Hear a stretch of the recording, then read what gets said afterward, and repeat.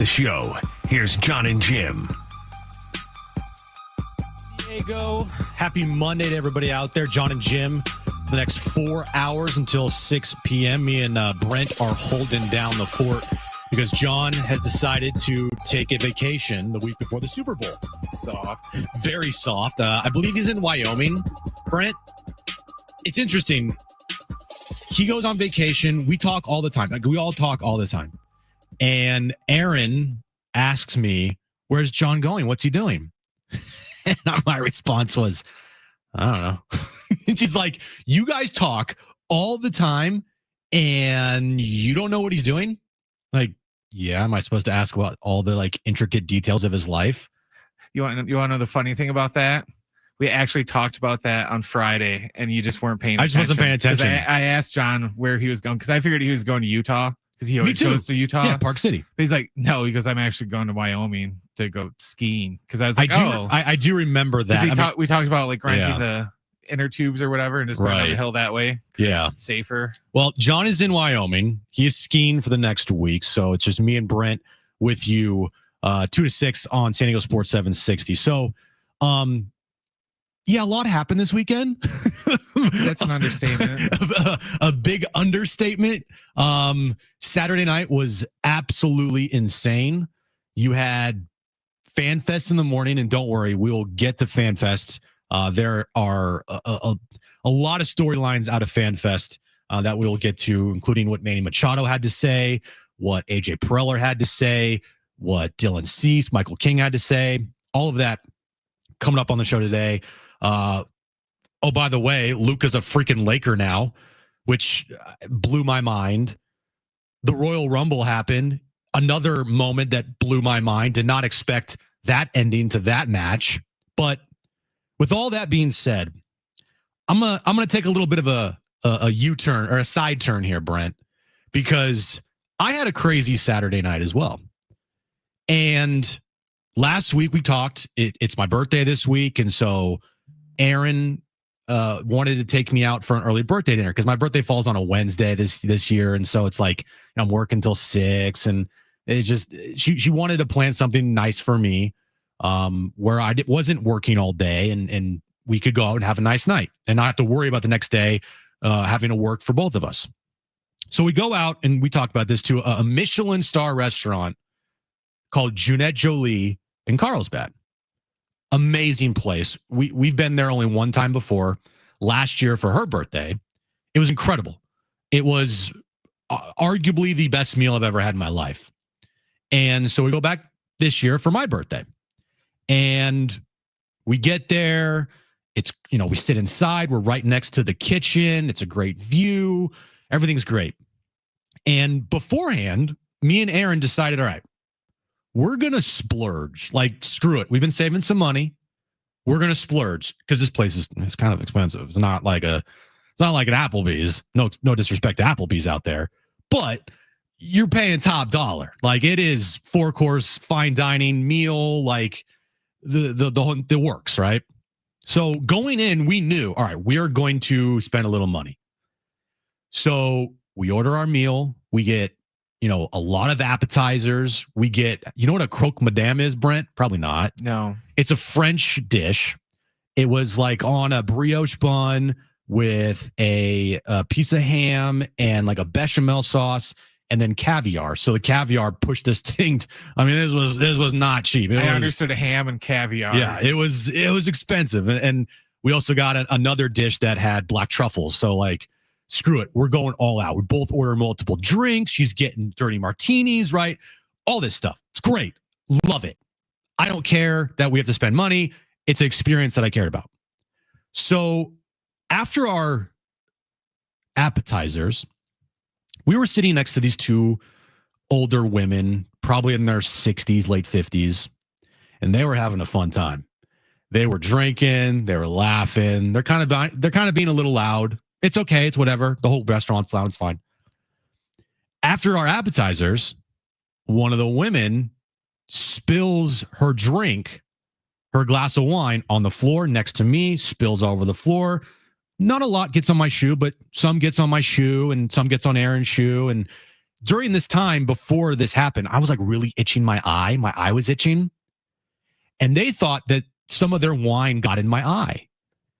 And they were so apologetic. I'm so sorry. Now, again, they're pretty hammered. Like you could tell. Like they're kind of slurring their words and yada, yada, yada.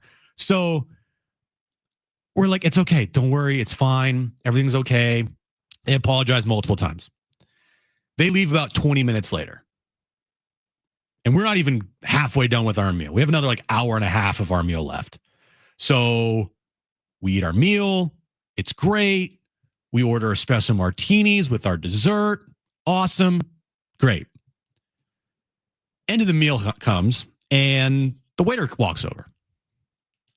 He goes, I just want to let you guys know, here's your bill. But the two women that were sitting next to you paid for your entire dinner. I was like, well, excuse me? Like, wait, say that again? So they paid for our entire meal? He's like, yeah, they paid for your entire meal. And might I remind you, like, this place was not like, hey, the meal's $100. I was absolutely floored. I don't even really know how much the bill was, but me and Aaron calculated it out. And we just sat there speechless because these two random women who were having a great night, accidentally spilled wine near us, decided to just, we're going to pay for your entire meal. And so, yes, I know the Luka stuff happened on Saturday night, the Royal Rumble, obviously the Padres, and yes, we'll get into the Padres here momentarily, but the craziest part of my weekend was at dinner and these two random, very nice ladies paying for our entire Michelin star meal for my birthday. It was absolutely wild. So there you go. Happy birthday. I have two takeaways from that. One, they hate you because you got espresso martinis. I read like they weren't. They weren't there when we got our espresso martinis. So they didn't know. Not them. I mean the people, the wait staff that had to make it. I've read nothing but articles like the last month that is bartenders like least favorite drink to make. Well, they hate making them. So but this is like it popped up. Well, I know, but when they pop up, they're probably like, oh God, somebody order one of those. We hate making them. To give a visual description of the food that you're eating, because I saw you posted on Facebook. Yeah. It's like when you don't even know what it looks like. They'll know when I describe it. It's like that part in like a movie when like the football player will go to like the fancy French restaurant and they'll bring him out like one shrimp, 3 peas, and then there'll be like mystery sauce drizzled over the top of it. And then they'll have to go eat afterwards. That's what it always looked like. Because it'd be like, that's it. There's so much plate left on that. I'm telling you right now, Brent, I get where you're going, but we were so full after the end of this because it's not just those plates that you saw. It was in between courses and like little things called amuse-bouches, and then the appetizers that I didn't like. We had shrimp and we had multiple. It was a lot of food. That's what it reminded me of. That part in the movies when they always bring the food out and it's just like the guy like looks and is like, is this all of it? It was an insane Saturday night. So to these two random women out there, wherever you are, thank you. We weren't able to talk to them. We weren't able to tell them thank you for this incredible gesture that they did for us. But if they're out there somewhere and if this happens to get to you somehow through YouTube or on the radio or whatever, I mean, thanks.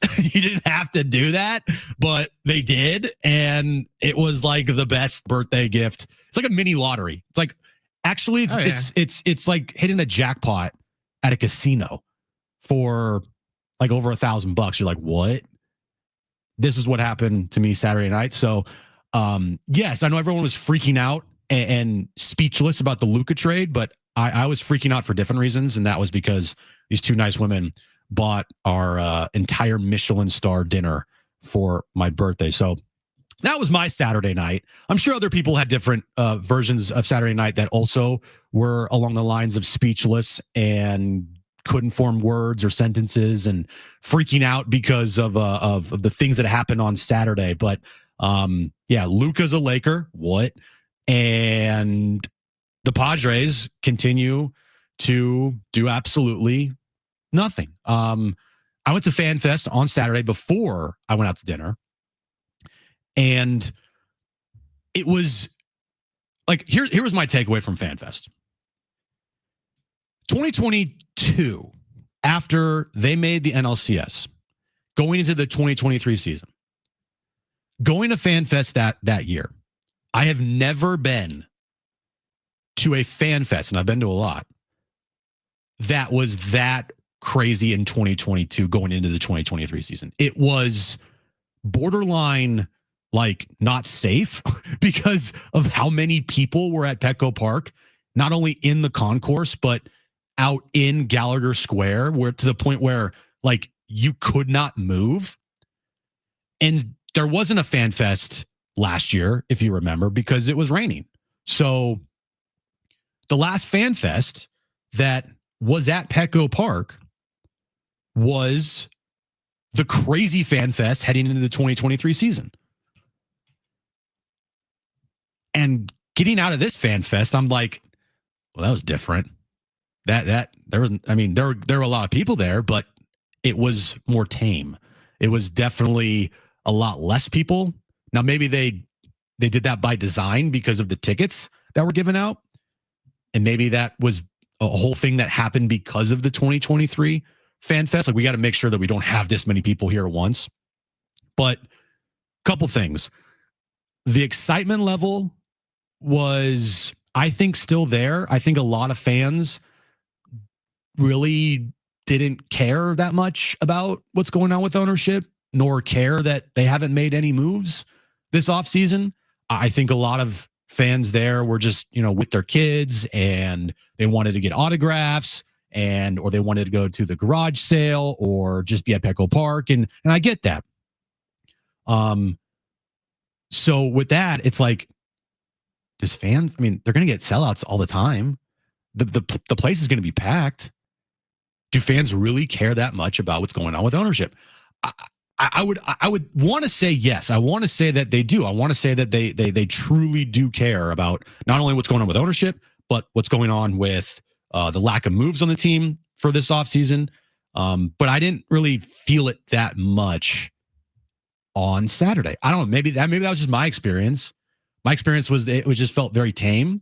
It felt kind of like people really didn't care that much about the bad offseason and the ownership problems. People were more or less just excited to be at Petco Park. They were excited to go on the field, excited to go down and sit in the clubhouse or the dugout, and excited to just, maybe have a chance to see one of their favorite players walking around or getting in a line that would last for a couple hours and get an autograph from their favorite player. Yeah. Well, there's portions of the fan base that, they could give to, what's about, the payroll and, the TBT or going over tax. They don't care about all that. They just go to watch the game, and whatever team they trot out there and, this summer, that's who they throw out there. They don't care. So yeah, I didn't really think it was going to be like the big topic of discussion when you're waiting in line to get your, like Cronenworth autograph or whatever you're waiting for. Dude, you see what happened with the ownership and the Seidler brothers and Shield and the lawsuit? Yeah, but the Seidler bros weren't there signing autographs? No, they weren't, Brent. They had lines wrapped around the stadium for certain autograph stations, and I personally would have not stood in those lines, but a lot of people did. I think lines at FanFest are kind of pointless, but all in all, it was a pretty tame environment. It was a good crowd. Some people were saying that no one's going to show up to FanFest. A lot of people showed up. A lot of people had fun, and that was on the field. But down inside the media room is where the vibe was not like what it was up on the concourse. Manny Machado had some very interesting things to say about this offseason with the Padres and the ownership issues. We'll hear from Manny coming up next.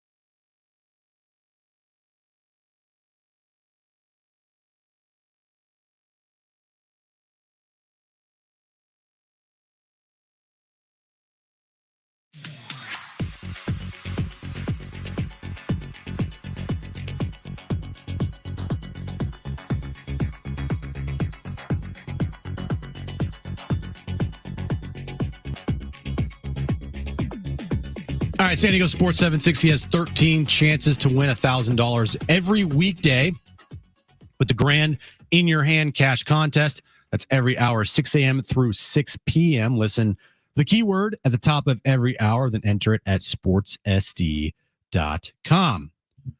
So going to FanFest on Saturday, and yeah, I'm seeing a lot of people in the chat, including our buddy Mark Bartlett. I forgot. I forgot that they did have 2 time slots. So it wasn't just gates open at 9 a.m., free for all. There you go.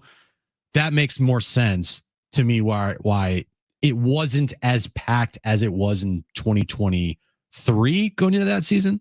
Now, again, that was a different level of hype. You just signed Xander Bogaerts. You just got off an NLCS trip.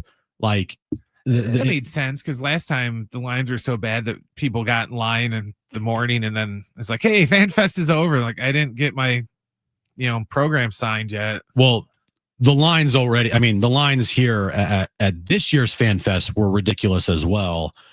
You'd have to had gotten in like super early to get to, a player autograph or whatnot. So maybe that's why it didn't feel like it was, I don't know, the excitement level wasn't through the roof. There was still excitement level. It was great to be back at Petco. It was great to see all the fans there. It was great to be, in the dugout, see all the kids and excited and running around and whatnot. But it did have a more tame feel to it. That's just my personal opinion. Again, I spent most of the time there in the media room with the players and Mike Schilt than walking around up on the concourse level and out at Gallagher Square. But that was just my experience. And I think, hearing from a couple people too, the Q&As on the stage, they were normal. They were fine. It wasn't like anything crazy. There was definitely excitement level, but it was a different excitement level. And I do think that a lot of people that went really didn't much care about, the bad off season or, the ownership issues. They just wanted to go be back at Petco Park again because they love this team and, they just won 93 games last year. So let's see what they can do this season because they still have a lot of pieces returning. But that's the fans' perspective. What's the players' perspective? What are the players saying about all of this? And the one person that going to Petco Park I needed to hear from was Manny Machado. And tell you what, it didn't take long before Manny talked about not only the ownership issues, but also the slow off season. Yeah, it's something that you don't want to see as an organization. Peter was very close to me, and I'm very close to the Seiler family and Shield. So, it's something that you don't want to see as an organization, and hopefully things get resolved and we get back on track. And I think at the end of the day, our as a team, as an organization, the clubhouse, our vision that Peter left us, and when we had numerous conversations with Peter before I signed this long-term deal here, was to bring multiple championships to the city and be in the top of the league and having a productive team out there every single day. And it's kind of sad not to see it happening, but our goal is to go out there and perform, right? At the end of the day, we got to go out there and do our job and perform and perform in front of these fans that come out here and support us every single day. I think that's the most important part. And, all that other stuff will get resolved and get out of it, but that's out of our hands. It's out of our control. And, we just want to go out there and perform and play baseball at the highest level. Obviously we're all concerned, right? There's a lot of people that are concerned, but, I haven't had those conversations yet. And, maybe I will one day or hopefully soon and, see what's happening. But at the end of the day, my job is to go out there and, lead this team, lead the guys that we're going to go with and try to perform and try to play and try to, bring a championship. At the end of the day, we got to, look at the guys that we have in here. Are we disappointed we haven't made any moves? Yeah, I think, as a team, we kind of look up there and you're a little disappointed that, we let some of the guys that were a core group here, kind of go elsewhere. But at the end of the day, we can't control that, right? But we can control with the group of guys that we have here, and we're gonna go and get ready for a long season. I think that doesn't change, right? Our goal is still our goal, and our goal is to win a championship and win a World Series. So, come spring training time with the guys that we have in that clubhouse, we're gonna go out there and we're gonna battle. All right, a lot to unpack there from when Manny. What Manny had to say about the offseason, in particular with the ownership. Has he spoken to them? AJ Preller and the lack of moves that the front office has made, the loss of players that were really key to this team last year. We'll get to my reaction on all of that coming up next here on Jon and Jim. Also, 3:30, Alan Sliwa is going to join us to talk about the Luka trade, or I like to call it the Max Christie trade, from the Mavs to the Lakers, the probably the most what the F trade in NBA history. All that coming up next right here on Jon and Jim.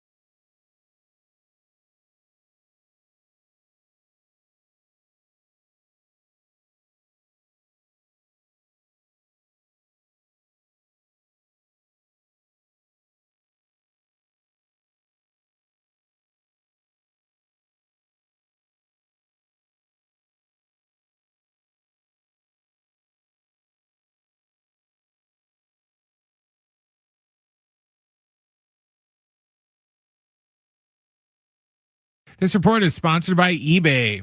In Padres news, the team announced over the weekend at FanFest that Xander Bogaerts will be moving back to shortstop and Jake Cronenworth is going to move back to second base. In NBA news, a trade that would have sent Heat guard Jimmy Butler to the Warriors has been nixed due to Butler's refusal to sign an extension with Golden State. The Lakers are on the road tomorrow to take on the Clippers. It should be the debut of Luka Doncic in a Laker uniform. You can hear the game right here on San Diego Sports 760 6:60. Pregame starts at 6:45, and the tip will be shortly after 7. In non-Super Bowl NFL news, the Defensive Player of the Year, Myles Garrett, has asked for a trade from the Cleveland Browns. Swapping out your tires, there's nothing like it. With eBay, you'll find the feel you're looking for. From smooth highway rides to grip for rough terrain. Get all the tires you need at prices you'll love. eBay, things people love.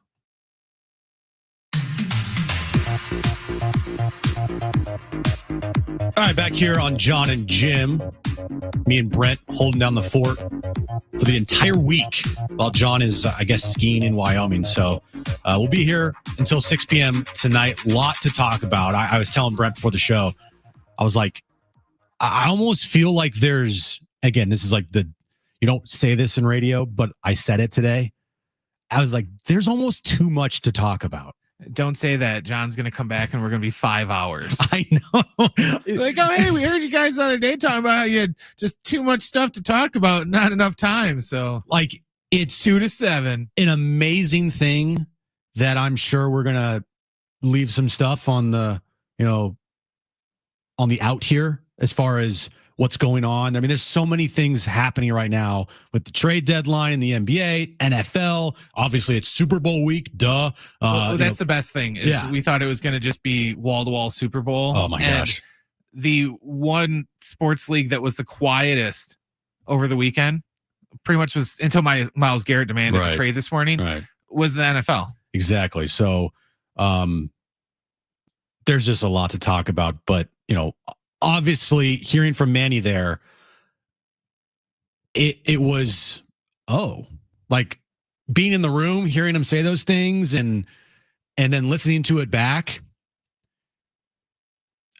Those are pretty powerful statements from Manny. Are we disappointed that the front office hasn't made any moves? Yeah. That's to me like the line of the press conference. It's what I took out of FanFest on Saturday is Manny Machado stating how disappointed he is that there's been no moves. Also, how disappointing it is for him to see guys like Jurickson Profar, who he said was a huge part of the team last year, walk in free agency. Now, on the flip side, yeah, everyone's excited for Profar because he got his money, but that's like a personal thing. As far as like team stuff goes, the team has not gotten better. And yeah, I know the ownership stuff, he was pretty tame on it. Everybody that talked about ownership kind of had the same message. Yeah, we don't like seeing that, but we're going to focus on the guys in that clubhouse and we're going to do the best we can to go out there and win baseball games, regardless of what's going on behind the scenes there. But, like me and Jon have said, if this team blows a 5-run lead in the 9th inning this year, we're not going to come on the radio the next day and say, I can't believe Matt Seiler blew that save. Like what happens on the field this year with the players, by and large, doesn't have much to do, if anything, with what's going on behind the scenes between the Seiler brothers and Shield. But what does have to do with the on-field is the lack of moves that AJ Preller in this front office has made. And I just think that there is no bigger voice in the room now than Manny Machado. And when he expresses openly to the media on FanFest Day, which is supposed to be like, yay, everyone's happy and baseball's, right around the corner and spring training's right around the corner. He openly says, yeah, we're disappointed. Like we haven't made any moves. We lost Profar. We are talking about trading Michael King and Dylan Cease. I didn't say this, but this is what he's implying. Like, what the hell's going on here? Why hasn't anything happened yet? Why hasn't AJ Preller made any moves? Why have this front office done things to help improve on a 93-win season last year? We sit here every single day. We have in this offseason, all of us, me, Jon, Brent, expressing how important we believe it is to capitalize on a 93-win season, because you're not going to have Dylan Cease and Michael King on this roster past this year if you don't trade them. You're not going to have Luis Ariz on this roster past this year if you don't trade him. Your guys are getting older. Xander Bogaerts, Manny Machado, those contracts are going to look awful in a couple years. You need to capitalize now. And that's what Manny Machado, in my opinion, is expressing. Hey, why aren't we trying to capitalize on this? Where are the moves? What's going on? Players talk. Players know what's going on. It happens all the time at the trade deadline. With a team that is good but not great, they're looking at the front office to make moves to help them out. Like, hey, do you believe in us? Do you believe that we have a chance to win it all? Can you make those moves? Happened last year.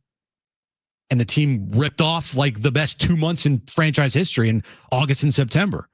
Now it came to a crashing halt in October with their series against the Dodgers, but still, AJ Preller did everything he possibly could last year to try to put them over that hump, to give the confidence to the team that I believe in you.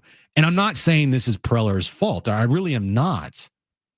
And I don't think Manny's singling out AJ Preller. I just think that he's saying, look, the fact that this organization, we were so close last year and no moves have been made, that's disappointing to everybody here. And I want everybody to know it. I want everybody to know how disappointed I am with the Padres offseason so far. When it comes from Manny Machado, when Manny Machado's saying those things, that's when everybody's ears perk up. Yeah, I'll play that again in a second. The thing that I got out of it, and we said about maybe 2-3 weeks ago when we were, in our second week of all the court legal crap that was going on, right. that we already know what Manny's going to say when they ask him about this. Hey, it's beyond our control. There's nothing we can do but just go out there and play ball and just do our thing and blah, blah, blah. And that's what he said until he came out and said this. At the end of the day, we got to, look at the guys that we have in here. Are we disappointed we haven't made any moves? Yeah, I think, as a team, we kind of look up there and you're a little disappointed that, we let some of the guys that were a core group here, kind of go elsewhere. But at the end of the day, we can't control that, right? But we can control with the group of guys that we have here, and we're going to go and get ready for a long season. I think that doesn't change, right? Our goal is still our goal, and our goal is to win a championship and win a World Series. So, come spring training time with the guys that we have in that clubhouse, we're going to go out there and we're going to battle. And I really hope when he's like, yeah, we got to get ready for a long season. He just meant because, it's a lot of games in the baseball season. It's going to be a long season. Be a long year. Yeah. He also, he talked for like 7-8 minutes, not like a long time, but it was right to the point. There wasn't a lot of beating around the bush. He was asked about Profar, mentioned how tough it was to see Profar go. And that's who he's talking about. Like, Profar was such a glue piece to this team. And he was such a important part of not just everything they did on field, but the clubhouse as well. I have said, I thought and still think that Profar was the heart and soul of the team last year. I think that he's the grit. He was the grit of that team. He was the edge that this team needed and got. And now you've lost that. So it's just going to make it that much more difficult to replace intangibles that you can't see in a box score. That's what he is saying there when he's talking about core pieces. You can see a guy, and if he gives you 25 bombs and 80 RBIs, that's great. Yes, you need that on the team, obviously. But you need the others. You need the intangibles. You need that grit. You need a guy that comes up in clutch moments. And that was Jurickson Profar. How many clutch moments he had last year? So many. It felt like he was in the middle of damn near every big moment this team had last season. And that's what Manny Machado is referring to there.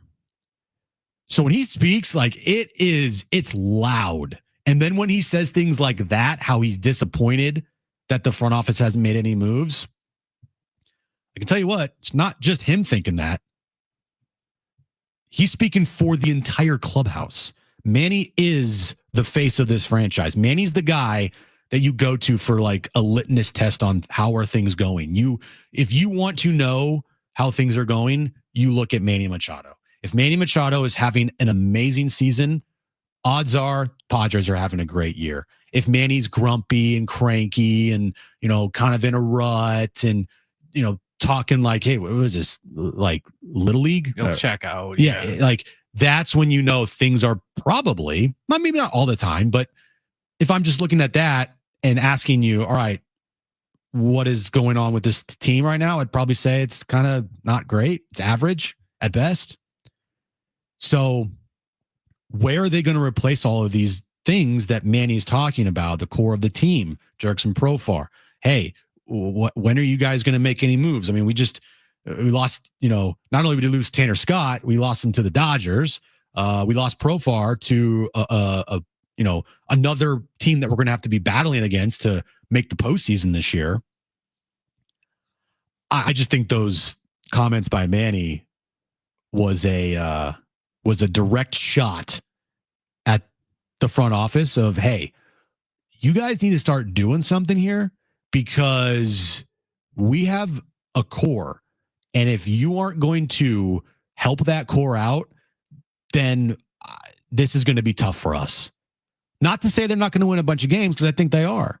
I think that they could compete for a playoff spot. We'll talk about what their playoff odds are later in the show, which are very interesting. They just came out this morning. But they think that they can still make a run. They still think that they can go to the postseason and get to a World Series, but they're going to need help. They're going to need the front office to do something. And I think that direct shot from Manny there was definitely orchestrated. I don't think that was an off the cuff type of thing that Manny Machado said. I think he knew what he was doing. I think saying those things to the media and have it, blow up online in Padres land and in baseball world, like I think that was absolutely coordinated on Manny's part. No, I know last year's got rained out, but didn't they schedule it? Don't we usually do FanFest later? Because I remember last year where I kind of joked that they were going to go over to Japan and just get their butts kicked by the Dodgers, and then everyone's going to come back for a FanFest to be angry. Because remember, their FanFest was supposed to be after the Tokyo series or whatever it was last year. Yeah, and they think they canceled it. I don't remember a FanFest last year. I really don't. No, I know. I'm just saying that this year, we had FanFest this weekend, and we're not like a week away from playing a series against, the Diamondbacks or somebody. But last year, our scheduled FanFest happened, and we already played, a 3-game series already. Yeah. I know what you're saying, but it just seems like they did it earlier than what they planned on doing it last year. Right. And they got to make sure that they do it before, this year it's easier to do that because they're not going to Korea. So they don't have to worry about like bumping everything up. But they would have more of a fleshed out roster would be my point, I guess, if they would have done FanFest in like a month. Potentially, possibly. But they're going to be in Peoria. So, it's like, it's hard to do that when they're already in Peoria. Get it out of the way now when everyone gets here, and then they go to Peoria in a couple of weeks. But that wasn't the only interesting comment from Manny Machado over the weekend. He definitely had some thoughts on Roki Sasaki. And tell you what, a lot of people agree with him. What do you have to say about that? You'll hear coming up next right here on Jon Jim.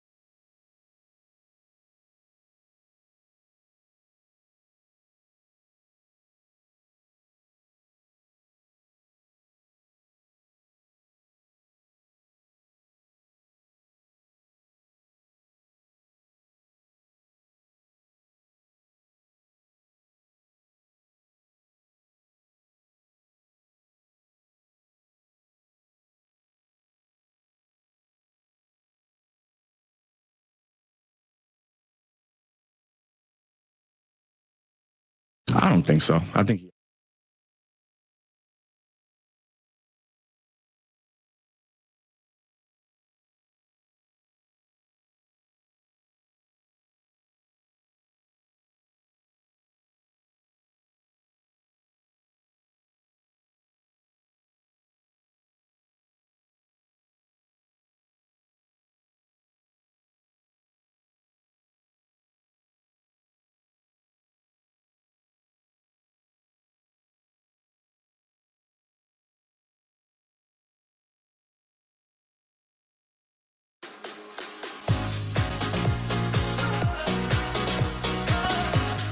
All right, if you guys haven't done this already, I need you to do this right now for me, okay? 1, download the iHeartRadio app. If you have it, that's great. And if you have it, you probably have the new presets, unless you're Jon. So put 760 in your presets. Put Jon and Jim, the podcast page, in your presets. That's all we ask. That's all we ask. Do that right now.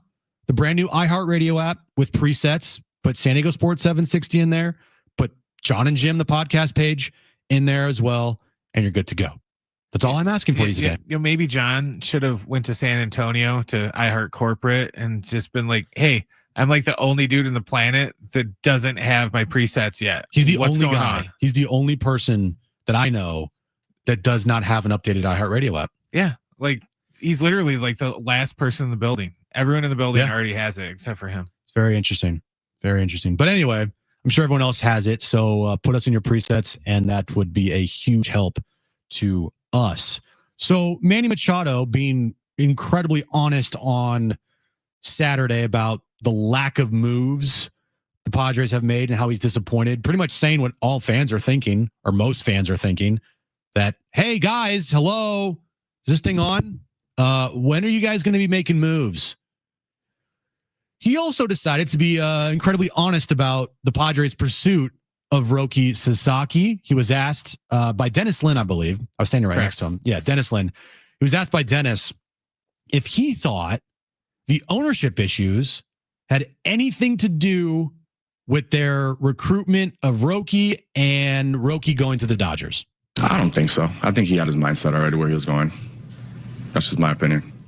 So you thought he was going to LA all along? Yeah. Did you get that time for one or two more when you met him and hosted him? I just I don't know, just a gut feeling, I guess I will say.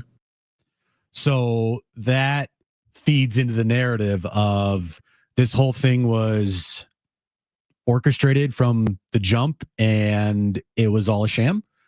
And again, like, you're not having, no offense, Tyler Wade saying this.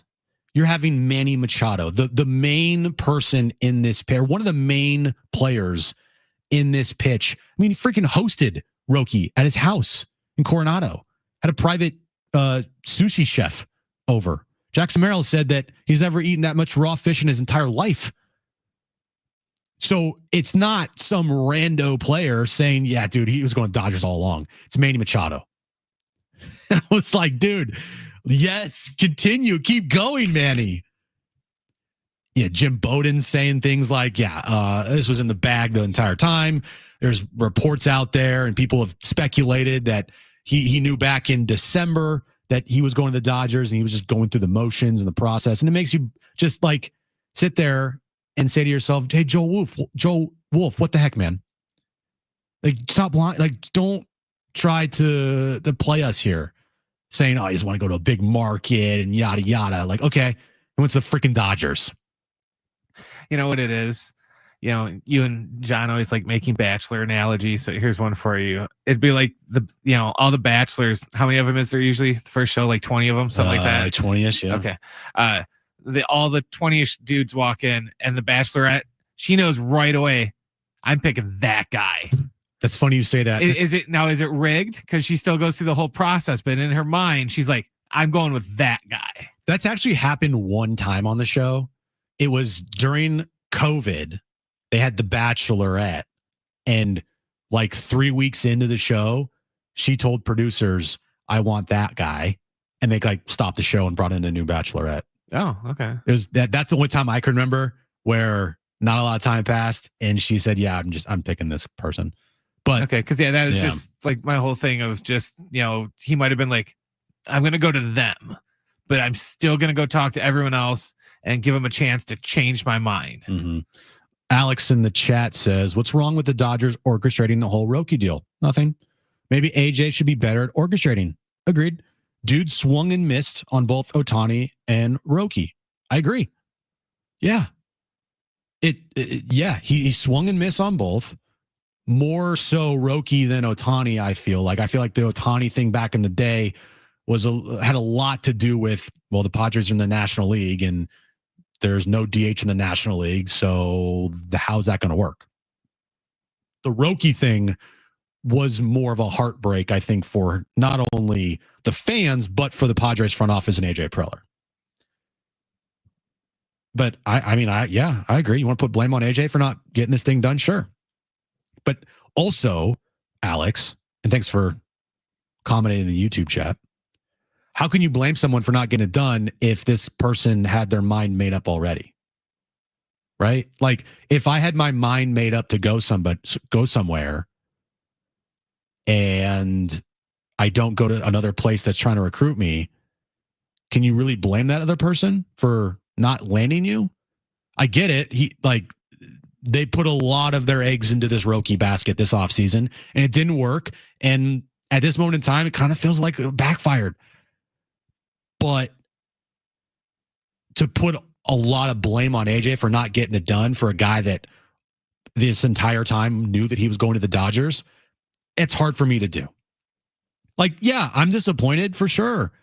But you heard from Manny there. He thinks this thing was in the bag the whole time. A lot of people do. A lot of people do.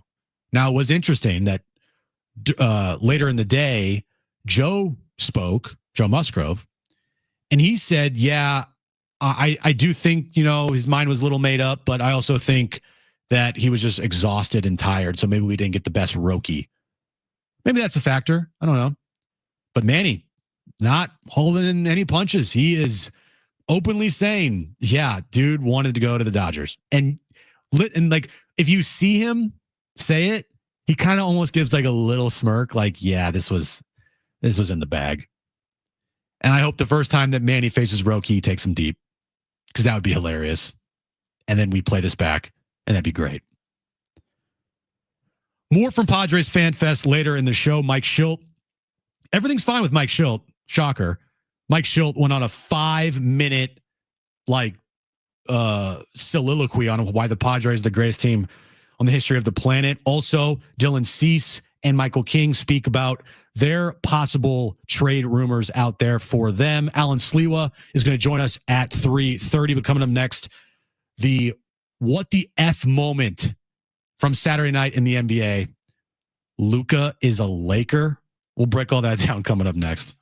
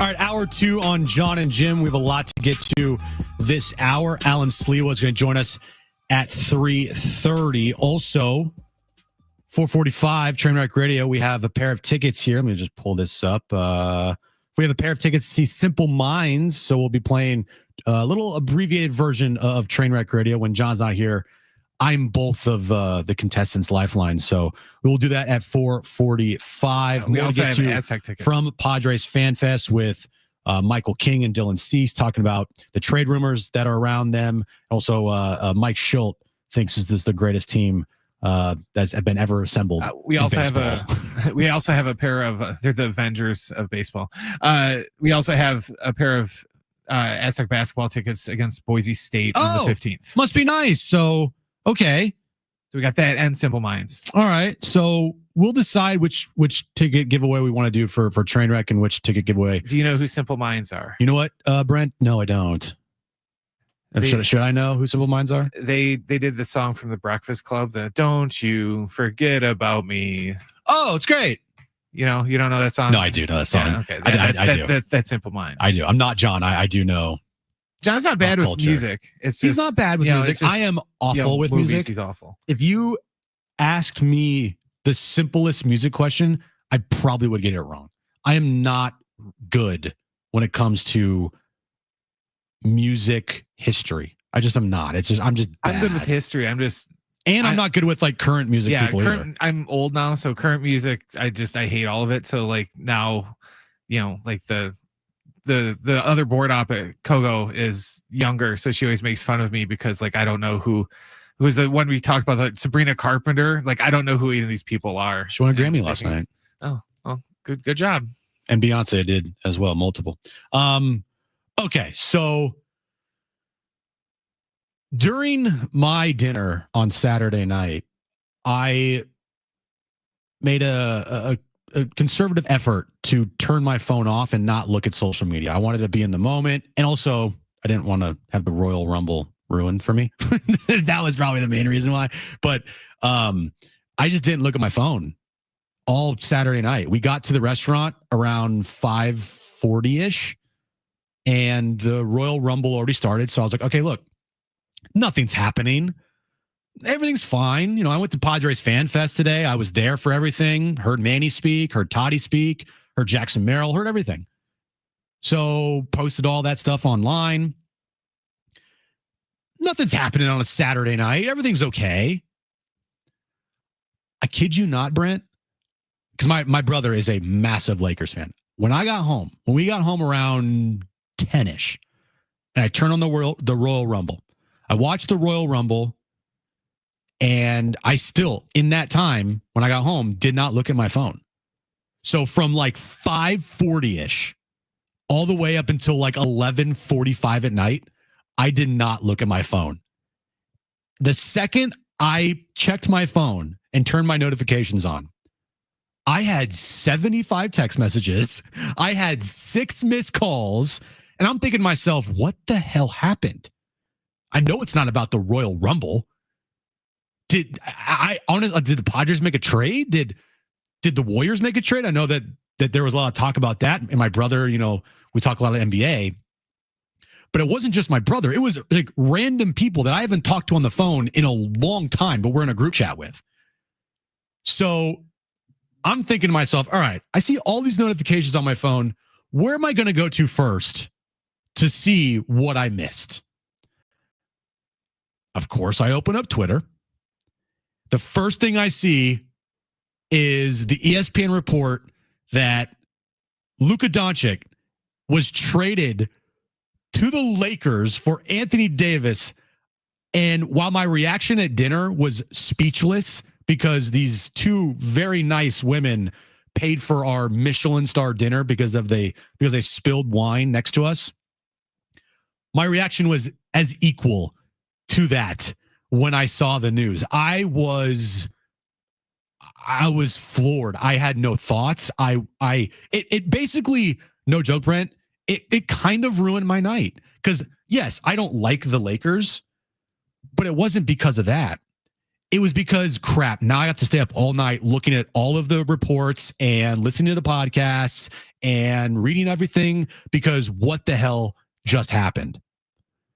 I think that putting this into context after a couple days is, in my opinion, fairly simple.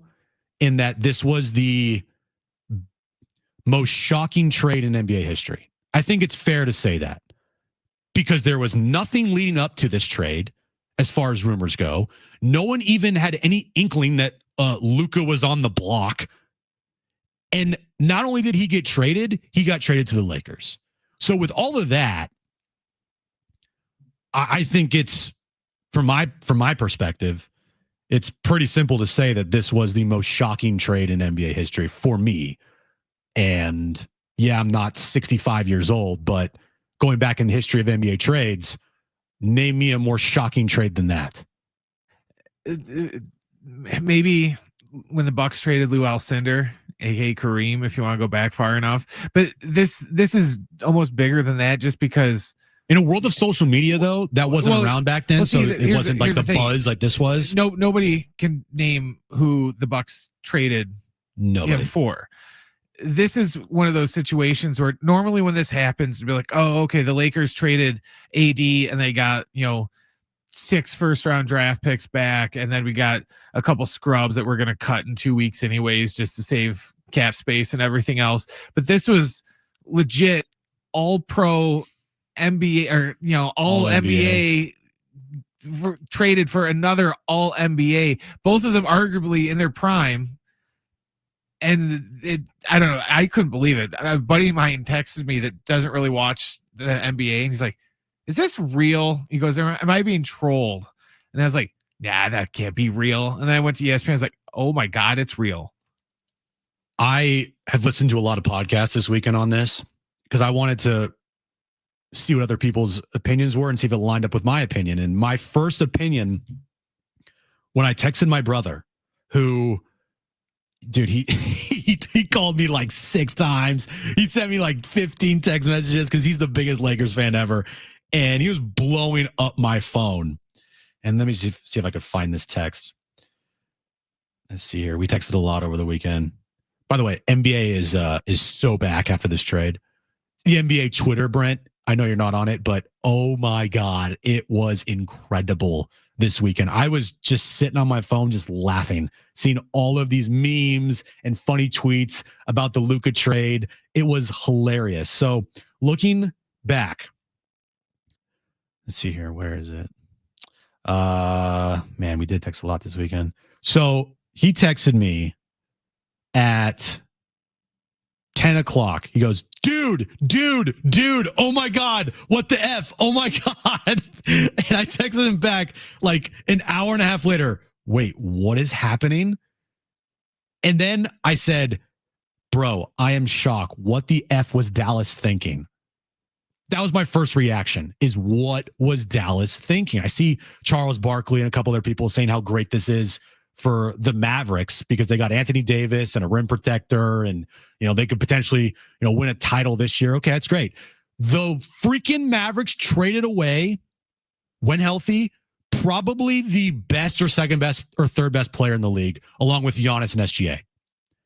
And not only did you do that, the trade for him, what you got back, was like 29 cents on the dollar. You traded Anthony Davis in 1 first-round pick in 2031, and then like a couple other players, whatever, who cares, for a generational superstar. When you have a generational superstar on your roster, all you do while he is on your team in his prime is build around him. Luka brought the team to the finals last year. He went to the Western Conference Finals back a couple years ago against the Warriors. I was like, wait, this is fake, right? Brent, when every single person, or mostly every single person, when they see the Shams tweet and their first reaction is, oh, dude, he got hacked. And we'll be talking to Alan Sleba here coming at the bottom of the hour. His reaction to it live on his stream after the Lakers played the Knicks the other night was hilarious because he had the same reaction. Everybody thought that he was hacked. And when that is what everyone's reaction is, that says it all right there. It says it all right there, man. If people thought you got hacked, then that's not a trade that people think is good.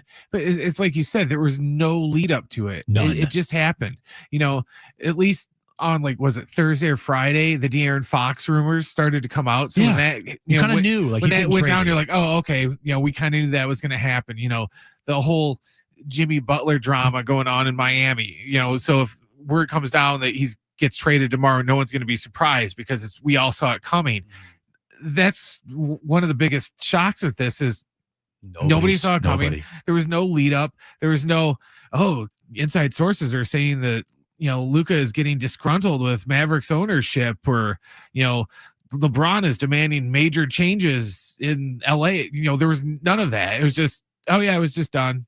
Oh, did you shop Luka around? No, we just called the Lakers first and just offered one deal and then went with it. That was one of the biggest mind-blowing parts of this whole thing is you're not going to shop Luka to at least see what you could get, which would have been a lot. You're not going to shop one of the, if not the best players in the league at 25 years old.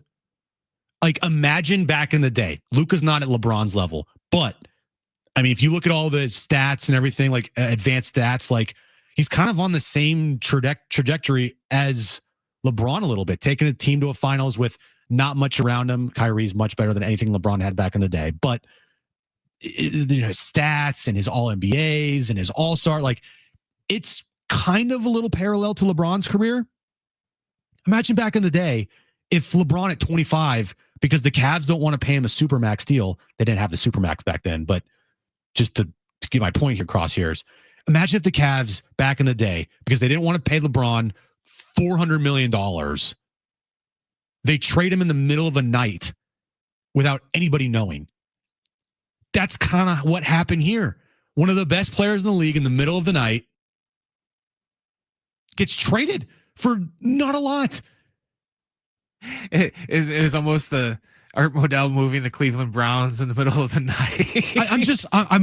I'm still a couple days later. I can't believe the Mavericks did it. It's going to be weird. Seeing AD in the Mavericks uniform isn't going to be that weird, but seeing Luka and Lakers gold is just going to look odd. Well, and seeing a Laker wear number 77, we're going to be weird. We're going to hear from the Mavericks GM, who I think has already, written his resignation list paper. Like he is, I'm sorry, unless the Mavericks end up winning the next couple championships, how can you justify this trade? Well, the Mavericks GM tried to justify the trade. We'll hear from him. Also, Alan Sliwa is going to join us at 3:30 to talk about his reaction to this blockbuster deal that happened on Saturday night. All that coming up next right here on Jon and Jim.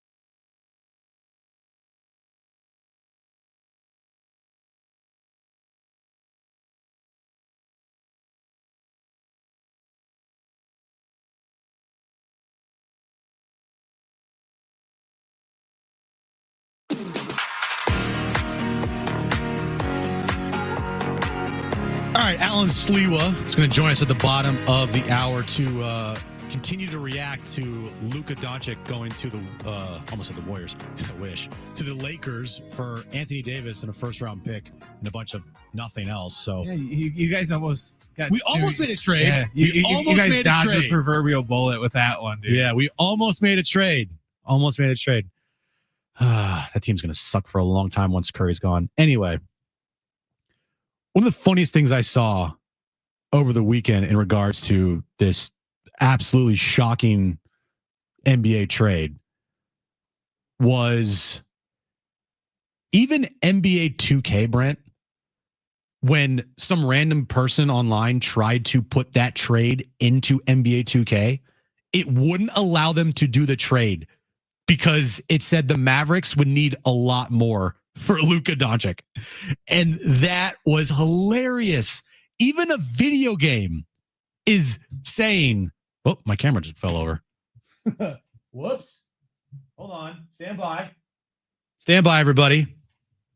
There we go. Let me just pull this up here. All right, there we go. Even a video game was saying, yeah, you know, that's not a good deal. That's not really that great. You need more for Luka. Yeah, you do. I get it, but it's one of those things to where some of these people are making it sound like, you know, Anthony Davis is just, you know, dog poo, to where it's just like, yeah, they got one, you know, first round pick and a current, you know, all NBA, you know, great defender. You know, granted, he's got to stay healthy, but you could say the same thing about Luka because they both get hurt a lot. So I don't know. It's just, I think they could have got a little more, but the fact that some of these people think that, oh yeah, they should have got like 3 number ones on top of AD. It's just like, no, you get 3 number ones and you don't get AD too. You don't get both of them. I don't know. Hearing people talk about Luka, I think Mavs got fleeced here. I think the Mavs got absolutely fleeced. I think that if you are drafting a team in the NBA and everybody's healthy, who's getting picked first? Luka or AD? Like, who's getting Luka because of age? Exactly. And not only because of that, but when he is the number one player on a team that leads that team to the NBA Finals, when's Anthony Davis done that? And the bubble in Orlando. Okay. Luka is the bigger star, the better player, the guy you build around, the face of a franchise. He creates infinitely more revenue for a franchise than Anthony Davis ever could dream of. If I'm picking a team, like if we're doing an NBA draft right now, okay, everyone's healthy. Who's your number one pick, Brent? Giannis. Okay. Number 2 pick, you could argue Jokic, SGA, Luka. Those are the next. Yeah. I think Giannis too. I think those 4 guys: Luka, Giannis, SGA, and who am I missing? Luka, Joker. Those 4 guys. If pick number 1, you'd be like, okay, I get it. You're not picking Anthony Davis first. You're not saying, yeah, let me choose Anthony Davis. No, AD's going like 15th or 20th. If I'm picking Wemby ahead of him, hell, I'm picking LeBron ahead of him. There are so many more players in the league that you're picking ahead of Anthony Davis. Not to say he's not good. He is good. He's really good. But you could have got a king's ransom for Luka, and you decided to sell him for pennies on the dollar. That's why everyone's freaking out. If the Lakers traded like 7 future first rounds, a bunch of swaps, Anthony Davis and Dalton Connect, then I think, yeah, okay. Then the Lakers got fleeced. I kind of get it. Like, Mavs can't, if the Mavs are getting that offer, like, okay. Even then, if you're the Mavericks, you still got to think about it. They decided to do this without talking to anybody, which is the most amazing thing of all. Here's Nico Mannion, I think his last name is, talking about the trade. Nico Harrison, sorry, I'm thinking of a basketball player. Nico Harrison, the GM of the Mavericks. Listen to what he says at his press conference the other day after trading Luka freaking Doncic. Well, I think the long term is the time frame. I think he fits our time frame. If you pair him with Kyrie and the rest of the guys, he fits right along with our time frame to win now and win in the future. And the future to me is 3-4 years from now. The future 10 years from now, I don't know. I don't think they probably bury me and Jay Budden or we bury ourselves. Yes. Jason Kidd was so mad at that press conference. He's like, "Are you freaking kidding me? Like, what are you doing? Like, yeah, okay, you might win in the next 3 years, but Luka, just you basically what you did if you're the Mavericks on a silver platter, you handed the Lakers a full reset after LeBron, like without skipping a beat. And oh, by the way, they're both going to be playing with each other. So you're not saying here's Luka when LeBron just retired. You're giving him Luka while LeBron is still playing at a very high level. It's just, I still can't wrap my head around it. Hopefully we can wrap both of our heads around it when we talk to Alan Sliwa coming up here at the bottom of the hour. But still, I'm just in shock still.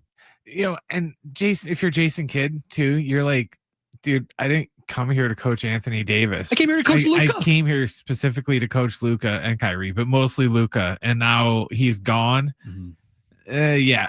Like what? I have to deal with what? You traded him for what? Man, it's just an incredible moment in NBA history. Alan Sliwa, who covers the Lakers, he's going to join us coming up next to get his thoughts. Stay with us right here on Jon and Jim.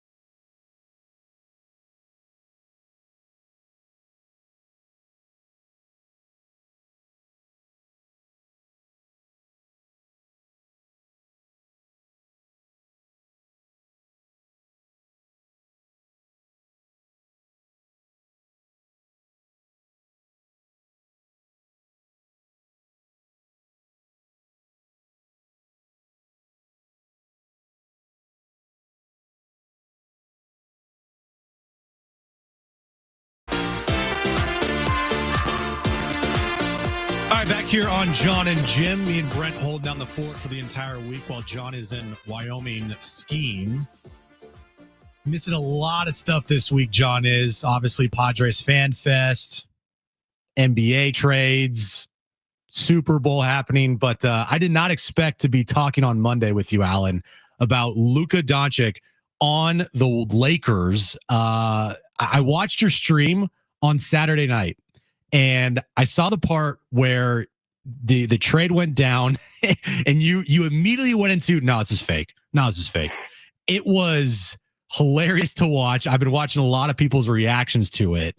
Have you recovered from that moment? Like, are you still in shock that this trade actually went down? I actually still think this is a very, very deep rooted hack, and they got everybody. They got everybody. They ended up getting, they got even ESPN. I mean, they got it, Fox, everybody's under it. To be honest with you, I think it hasn't really sunk in. I think just when the news happened, and, you know, obviously nobody believed it in the beginning. And then Saturday night, you're like, oh my gosh, you're going to bed. You're like, Luka just got traded to the Lakers. But I think I've just been so immersed in what's going on and the reaction and why they do it. And Nico Harrison, the GM of the Dallas Mavericks, giving a little bit of a justification. And I don't really think it's like settled that, yeah, he's going to be wearing a jersey here pretty soon. And actually, you know, having triple doubles for the Lakers and playing alongside LeBron. I don't think any of that has sunk in, and it will probably still take a little bit of time before that happens. Yeah, there's a lot of articles that still need to be written about this whole situation. I saw today one of the funniest things is that Danny Ainge had no clue that he was involved in a trade involving Luka to the Lakers, which I thought was one of the funniest parts about this whole thing. Like, wait, I helped the Lakers get Luka? Danny Ainge, of all people, from the Jazz, the 3-team deal. Looking from a basketball perspective, do you even care if this doesn't like make much sense right now? You know, in a weird way, I do, and I'll tell you why. I think if Bron wasn't on this team, and LeBron is still, listen, I don't know if you got a chance to watch that game Saturday night. Lakers are at the Madison Square Garden, the Eastern Conference, the Knicks, good team. You know, the Knicks are top 3 in the East, and I think are going to be a headache. Bron still had a triple double. Like he's still doing things that you can't really make sense of it. I'm not telling you that the Lakers are going to, you know, Rob Pelinka's got to make moves by Thursday to give this team a shot to come out of the West.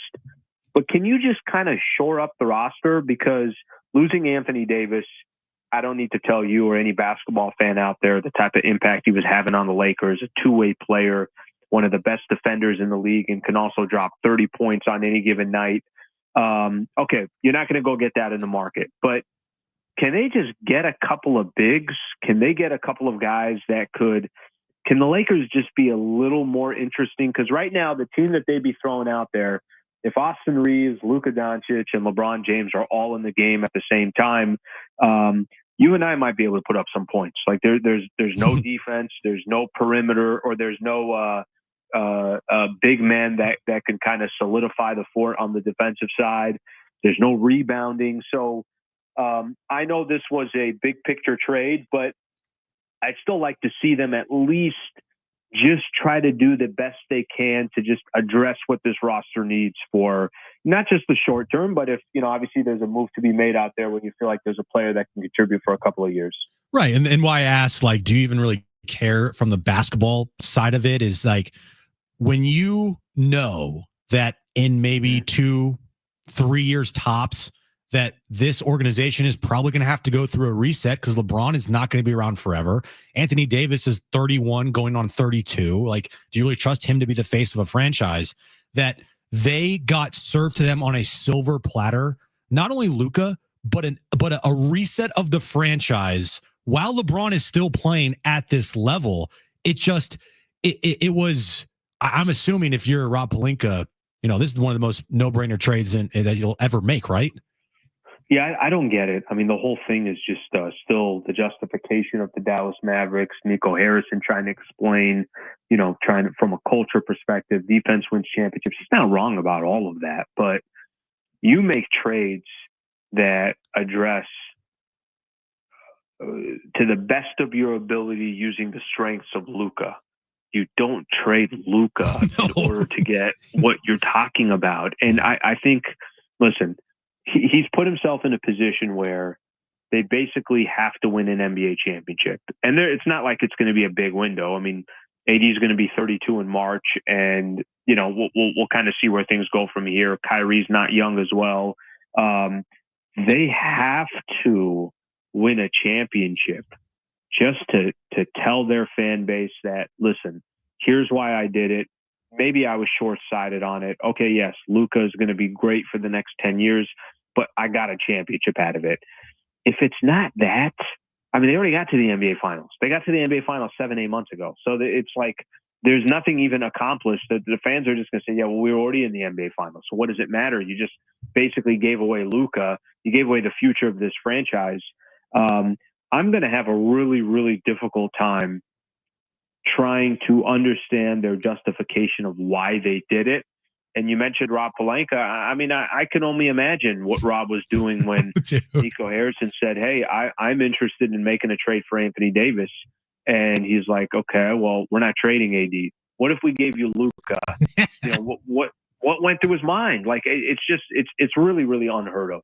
It really is. Alan Sliwa, host of Hoops Talk in the Sliwa Show on YouTube, join us right now on Jon and Jim. He's absolutely dialed in with everything Los Angeles Lakers. If I were to ask you before this trade went down, like hypothetically, let's just, think this out here. If I said, all right, make up a trade package from the Lakers' perspective for Luka, like what would you have said or put in that trade package for you to feel like this would be enough to get Luka from the Mavericks? I'd have said Anthony Davis, Austin Reeves, 2 first-rounders, and then maybe we can figure out the Max Christie piece, yes or no. But I think those 4 is what I would have said, because I would have said that, okay, Austin Reeves, really nice player. He's got a great contract. He's done fantastic for the Lakers. But if you got to get a chance, obviously if you have a chance to get Luka, then this is just the cost of doing business. Who cares about the 2 first-rounders? Because if you get Luka, your hope is you're going to end up getting another star. And those 2 first-rounders that you have in 2029 and 2031, those are going to lose value because your team should be competitive because you got Luka, who's basically in his prime around that age. And then Anthony Davis, love AD. I think a lot of Laker fans, appreciate his game. I think a lot of NBA fans hopefully see what type of value he is on both sides of the floor. But if you're going to get one of the top 3 players in the NBA, this is the only way that you can do it. I don't understand how Reeves wasn't a part of the deal. I don't understand how both first-rounders were not a part of the deal.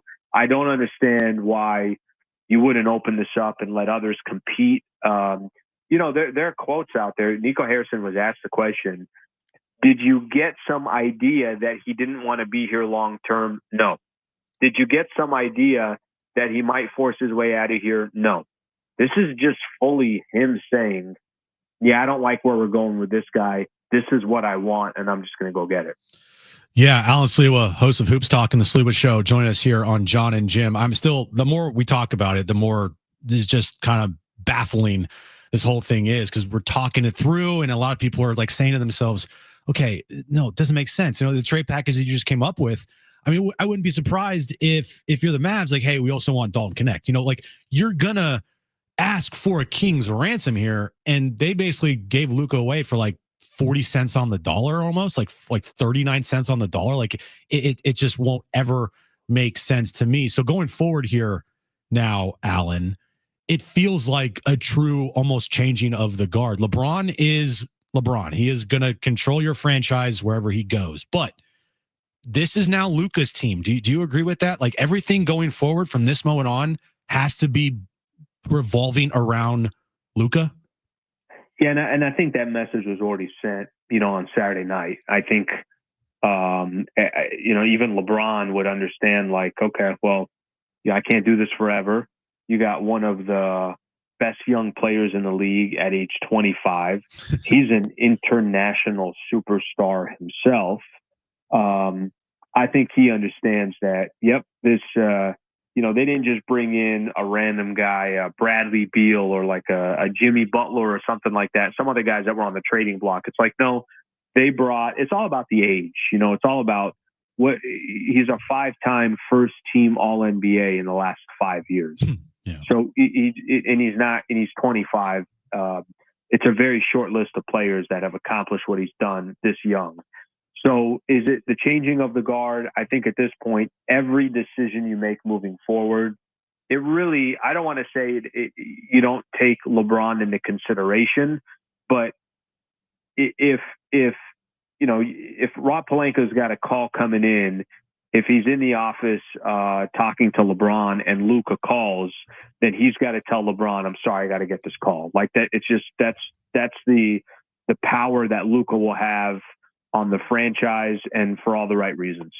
Yeah, it's a no-brainer move, and I think everybody's mind to get Luka here, not here, but up in LA with the Lakers, and it's the changing of a guard, and you're watching it happen before our eyes. Alan Sliwa of Hoops Talk in the Sliwa Show. Thanks, buddy, for joining me. Appreciate it. I'm sure that you won't have lack of content the next couple of weeks here on your shows talking about everything going on in Lakers land. Thanks for joining us, buddy. Appreciate it, man. Thank you, buddy. I appreciate you having me on. All right, later. Alan Sliwa there of Hoops Talk and the Sliwa Show joining us here on Jon and Jim. Yeah, it is a trade that you'll be scratching your head for probably forever. It, to me, goes down as the most shocking trade in NBA history. And you're watching the change of the guard, in front of our eyes in real time. This is not LeBron's team anymore. This is Luka. And if LeBron goes somewhere else, okay. But right now, if he's going to stay with the Lakers, he is not the big dog on campus anymore. It's now Luka. And the fact that the Mavericks just gave him to the Lakers, of all franchises, the Lakers on a silver platter, is what is the most mind-boggling part of this whole thing. Just crazy, man. Just absolutely crazy. All right, coming up next, more from Padres Fan Fest. We'll hear from Dylan Cease and Michael King and Mike Schilt. He had a very passionate, I guess, soliloquy or plea to hype up his players as much as possible. You're going to hear all of that coming up next right here on Jon and Jim.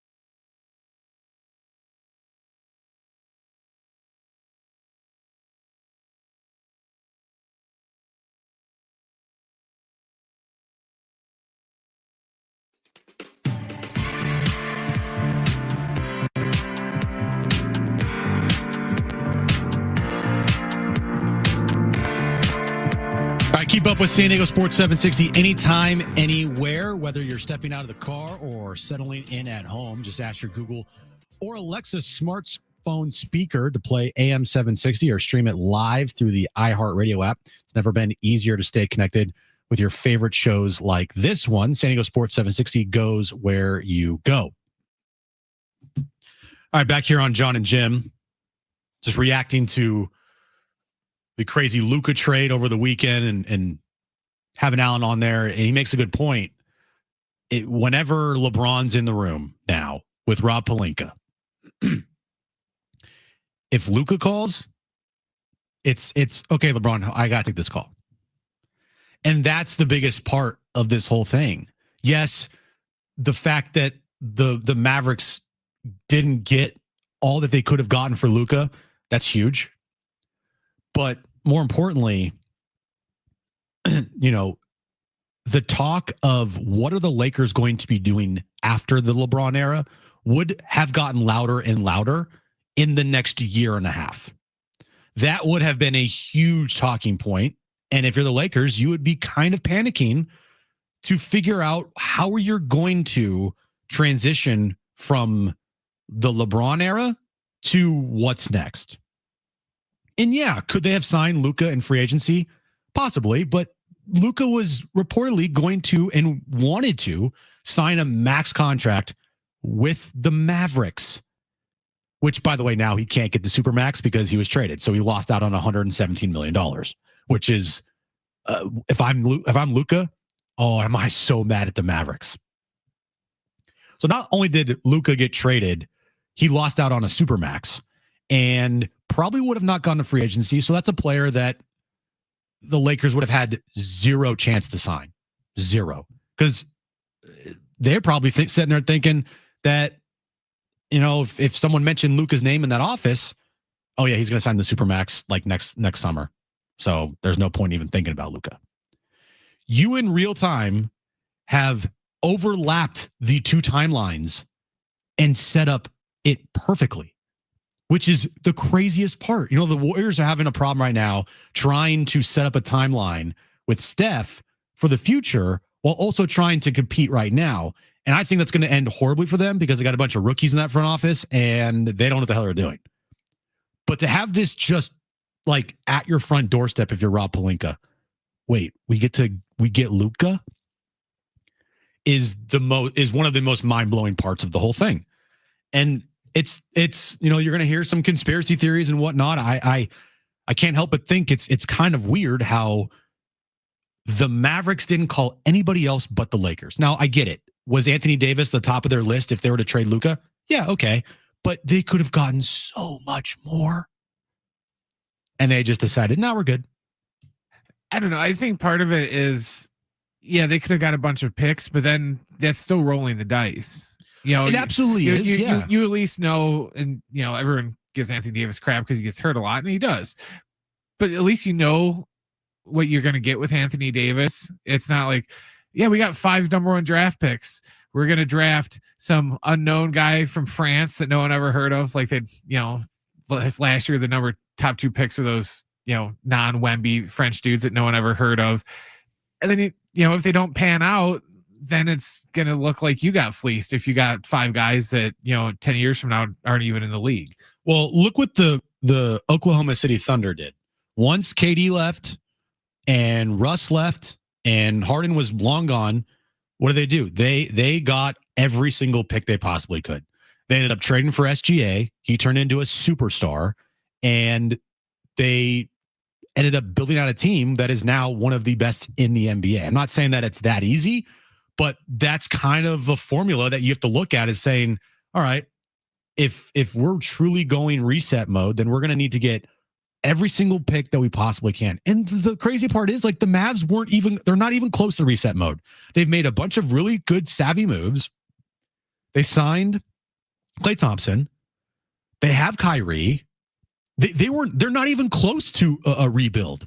Like, if they had Luka still on the team, yeah, Klay's going to go away because he's getting older, and Kyrie and yada, yada, yada, but still got Luka.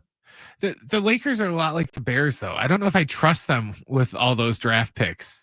that, this is the same team that, Well, they're last not. 5 They're not years- the team that's getting the draft picks. The Mavs would be. Well, I know. I'm just saying that if they would have asked for more picks opposed to just trading eight. Well, the Mavs would be asking for more picks than the That's Lakers, and the Lakers would be giving the picks to the Mavericks. I'm talking about the Mavericks Yeah, here. that's true. The Mavericks are the team that just are sitting there like, hey, we're only gonna get it.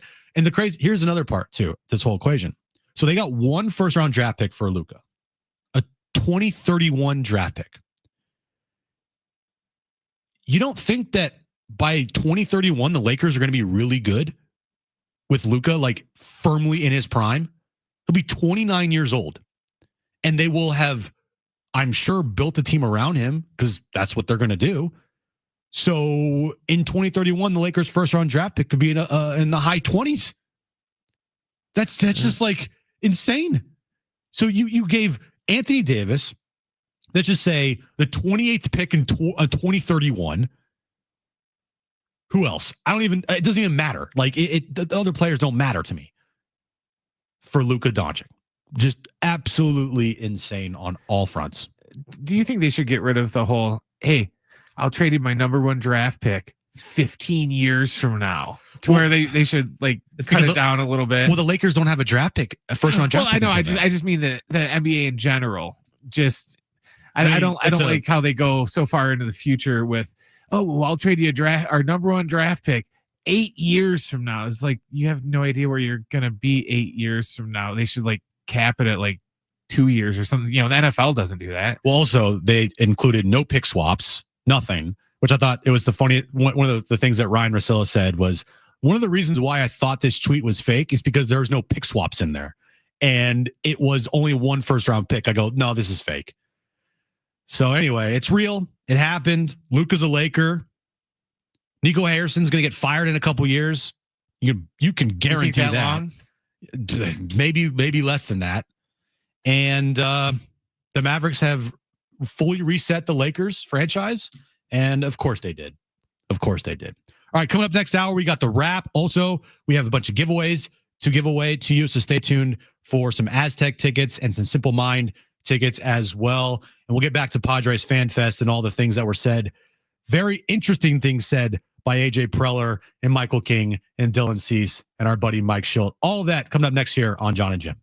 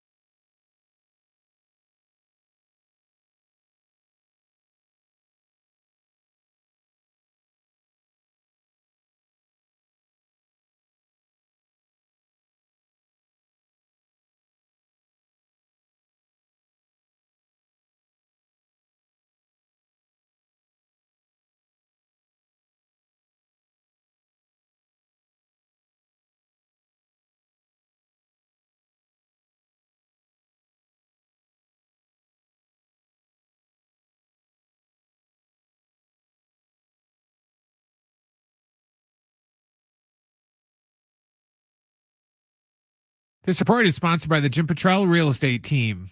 In non-Super Bowl NFL news, Defensive Player of the Year Myles Garrett has informed the Browns that he wants to be traded. The Lakers are on the road tomorrow night to take on the Clippers. It should be the Laker debut of Luka. You can hear the game right here on San Diego Sports 760. Pregame starts at 6:45, and the tip is going to be shortly after 7. In other NBA news, a trade that would have sent Heat guard Jimmy Butler to the Warriors was nixed due to Butler's refusal to sign a contract extension with Golden State.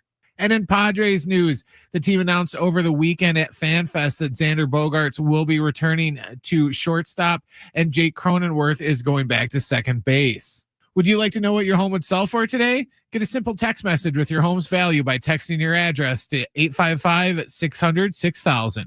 You'll get no phone call, just a text. Jim Petrell has the buyers. Simply text your address to 855-600-6000.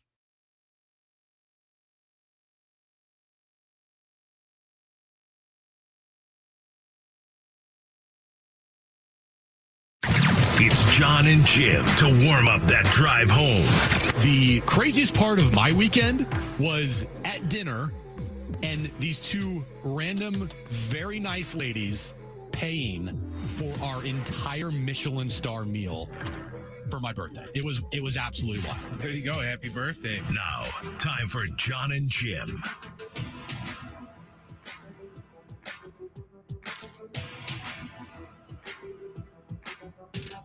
All right, hour 3 of Jon and Jim on a Monday. There's so much left to talk about. We have Padres playoff odds have come out. A Major League Baseball umpire was fired today for gambling scandal. You got more trades in the NBA that are happening. D Fox is now on the Spurs with Wemby. Zach LaVine's they're going to be like sneaky good. Next year. They will be. They're going to be a top 4 team in the West, I think. Top 5? Top 5 at least. But, here in San Diego, Padres Fan Fest happens on Saturday, and you kind of had an inkling that there was going to be some news from Fan Fest, but there's actually a lot of news. There's a lot of things that happened at Fan Fest this weekend.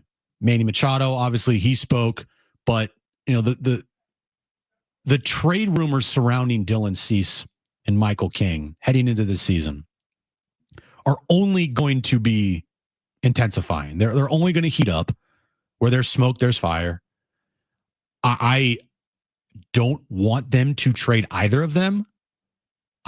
We are firmly on the side of you keep both.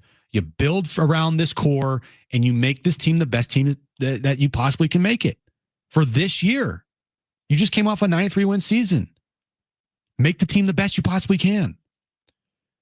And I just would not understand.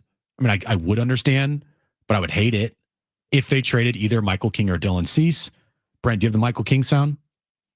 So Michael King, he spoke at FanFest, and I think Michael King is handling this how you should handle this. Here's Michael King on the recent trade rumors surrounding him this offseason. Part of the business. I think it's fun that Dylan and I always joke around about it.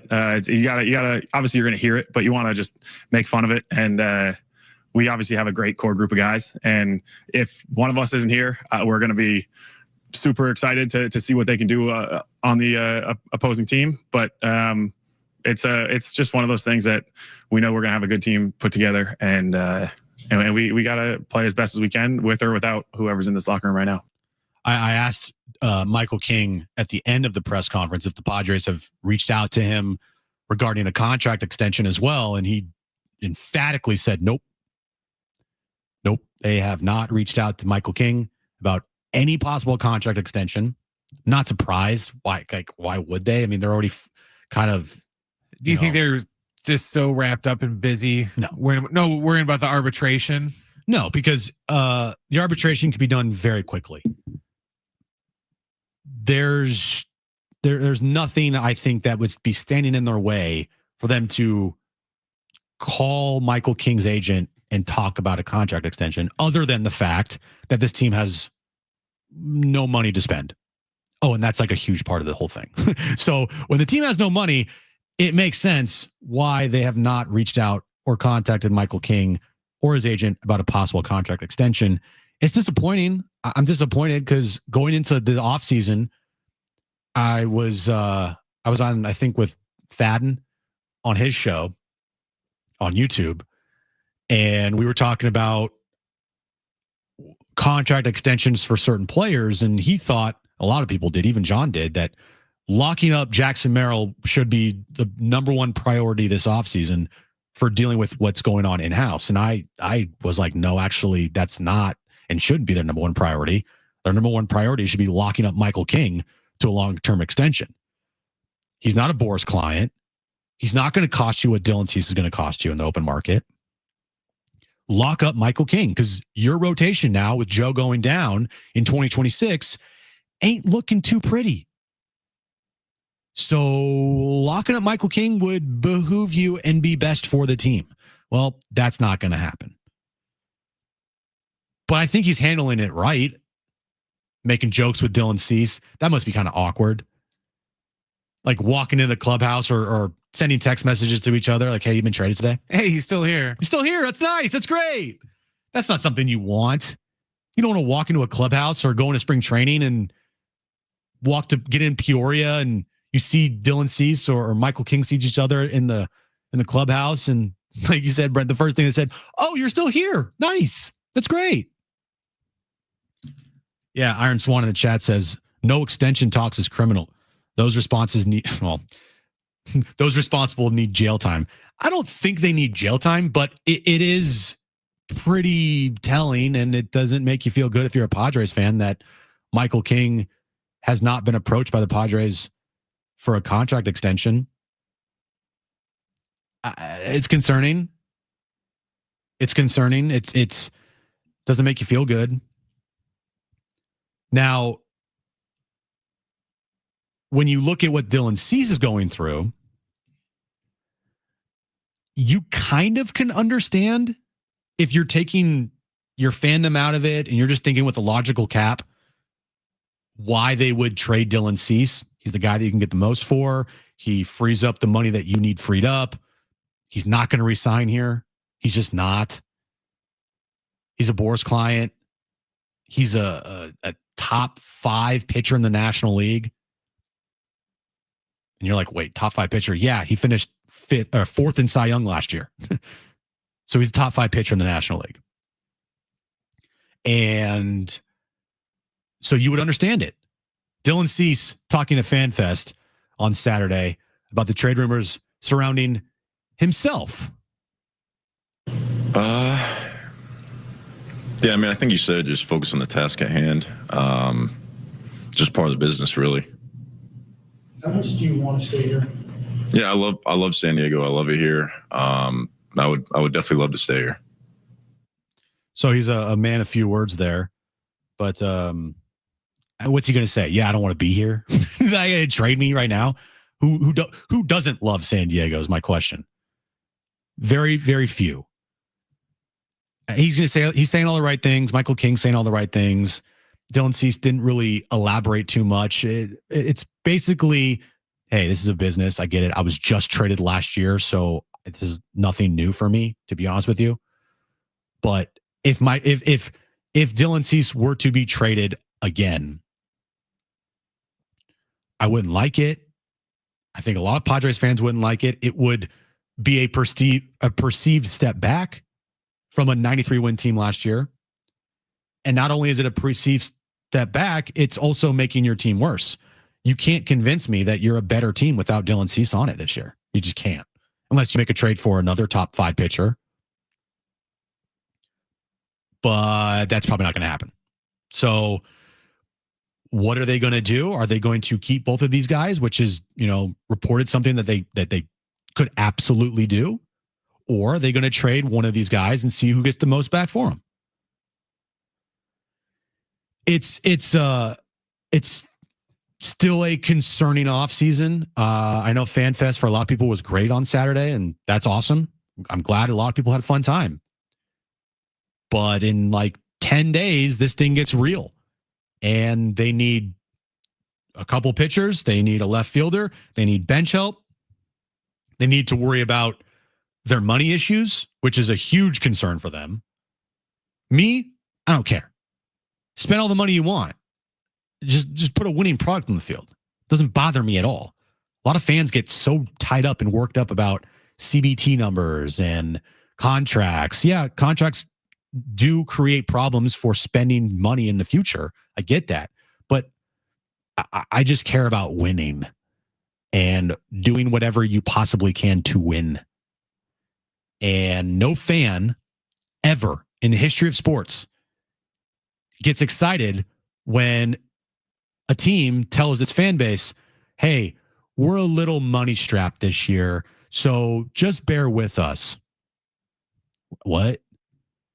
You think the Mavericks fans are sitting there being like, you know what? Actually, $350 million Supermax for Luka would be a bad investment. No, they don't care. Pay the money, get the player, get it done.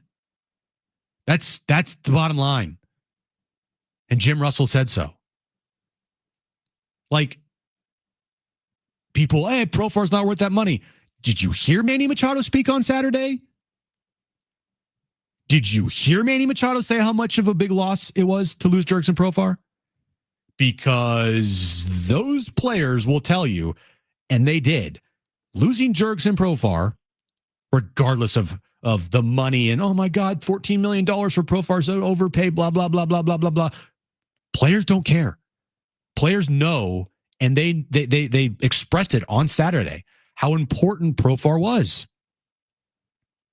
So if they're going to make moves here, they better make them fast. And if they're going to trade Michael King or Dylan Cease, I would highly advise against it, because you are not a better team with one of those pitchers not on it for the upcoming season. And now we wait. I hope it doesn't happen, but I mean, I can look at my phone right now and a trade could pop up in 2 seconds, because that's how Preller operates. So we'll see. All right, coming up next, we have the wrap to get to. We also have an incredible 5-minute clip of Mike Schilt at FanFest.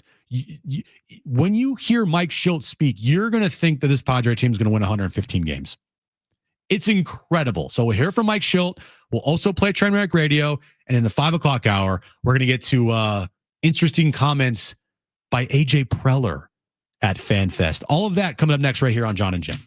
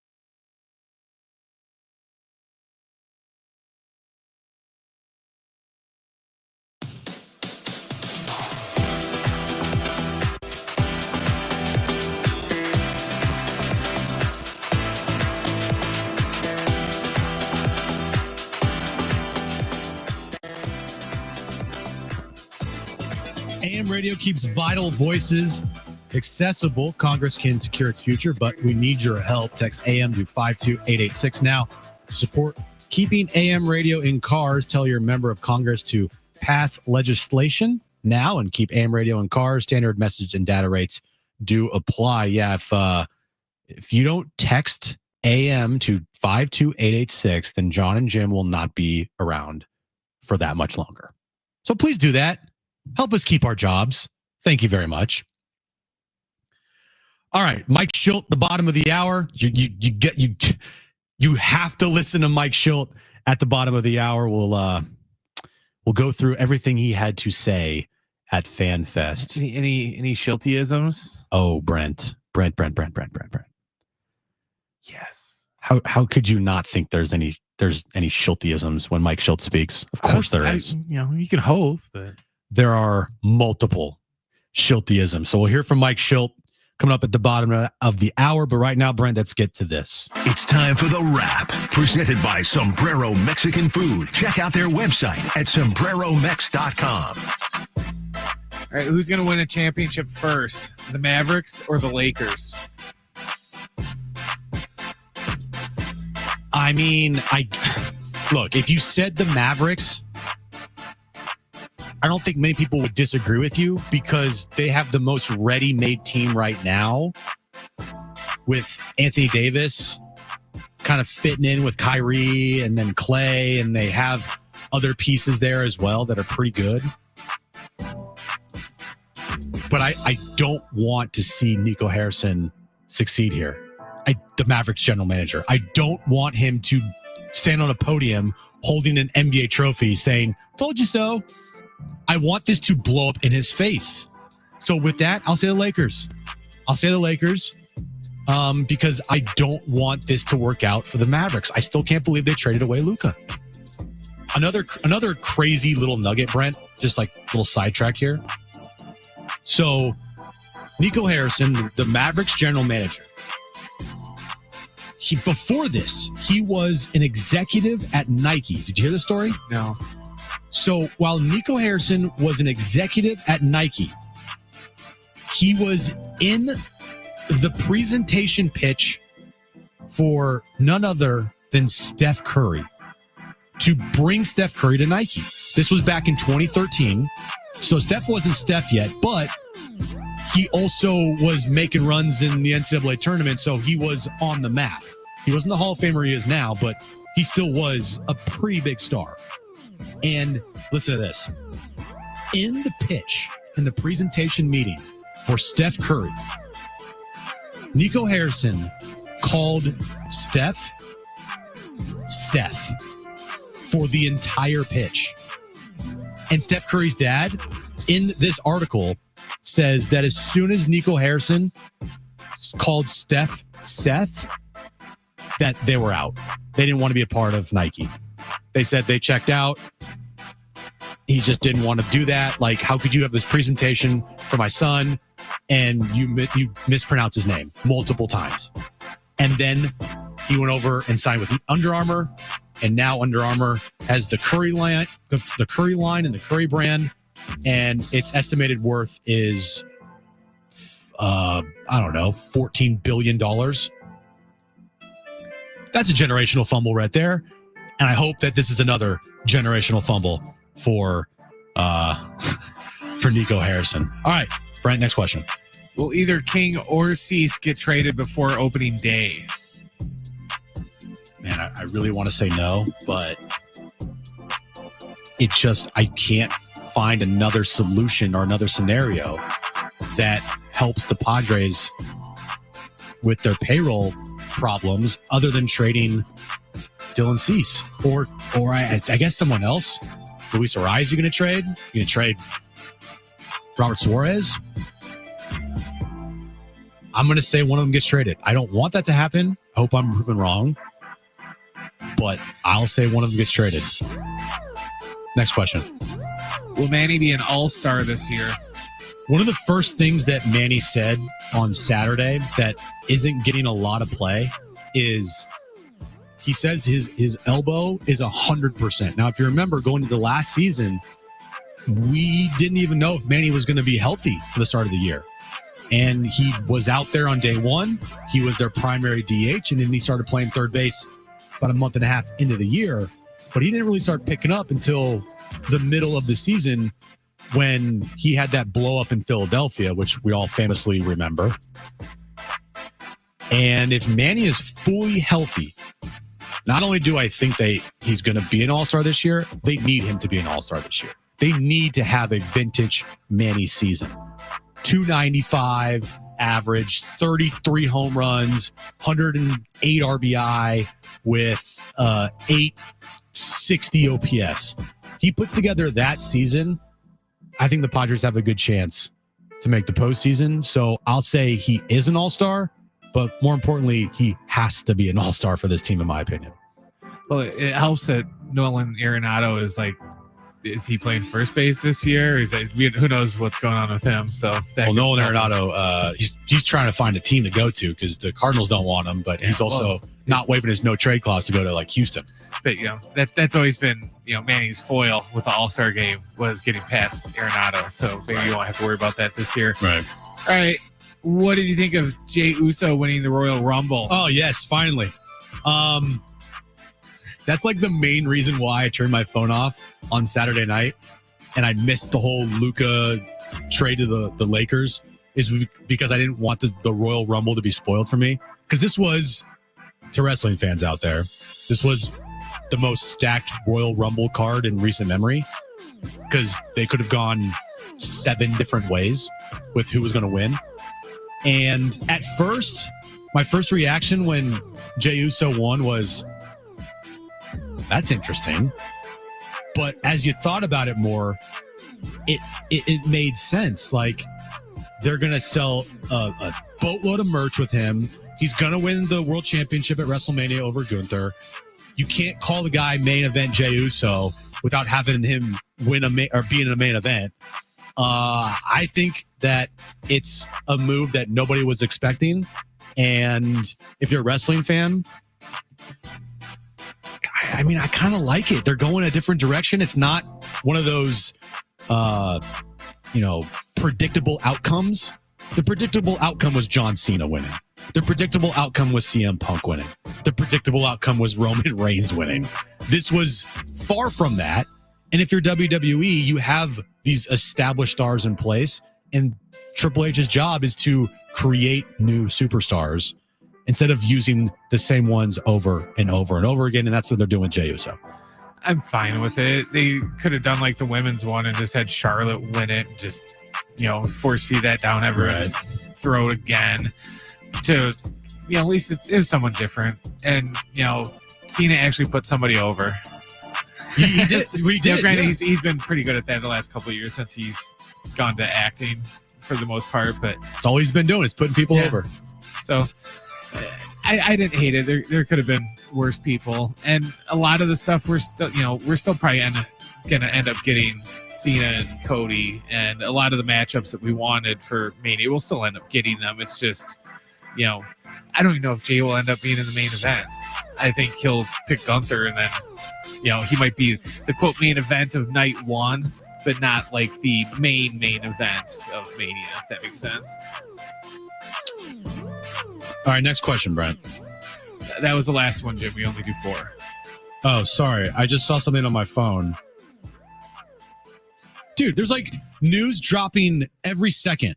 So Cooper Kupp has just been informed that the Rams are going to be trading him immediately. Cooper Kupp, I was just informed that the team will be seeking a trade immediately and will be working with me and my family to find the right place to continue competing for a championship. Okay. So this morning you had Myles Garrett, former Defensive Player of the Year, asking for a trade. Now you got Cooper Kupp saying that he's going to get traded. Dude, everything's happening, bro. Wow. All right. Yeah, and then you got in baseball, umpire Pat Horberg has been fired for sharing betting accounts. There is just so many things happening in sports. Oh, and by the way, the Super Bowl is this Sunday, not Saturday, you idiot. Sunday. So that's great. Love it. But coming up next, Mike Schilt. You have to stay wherever you're at. If you're watching us on YouTube, if you are in your car, keep it locked in right here, because Mike Schilt will let you know that everything is okay and that this team is going to win 115 games next year. We'll hear from Mike Schilty, coming up next on Jon and Jim.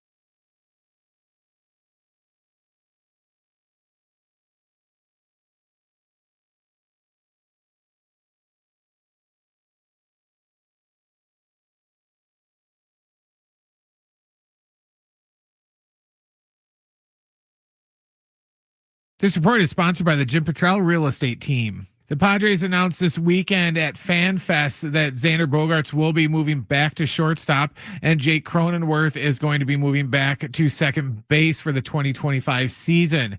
In NBA news, a trade that would have sent Heat guard Jimmy Butler to the Warriors was nixed due to Butler's refusal to sign a contract extension with Golden State.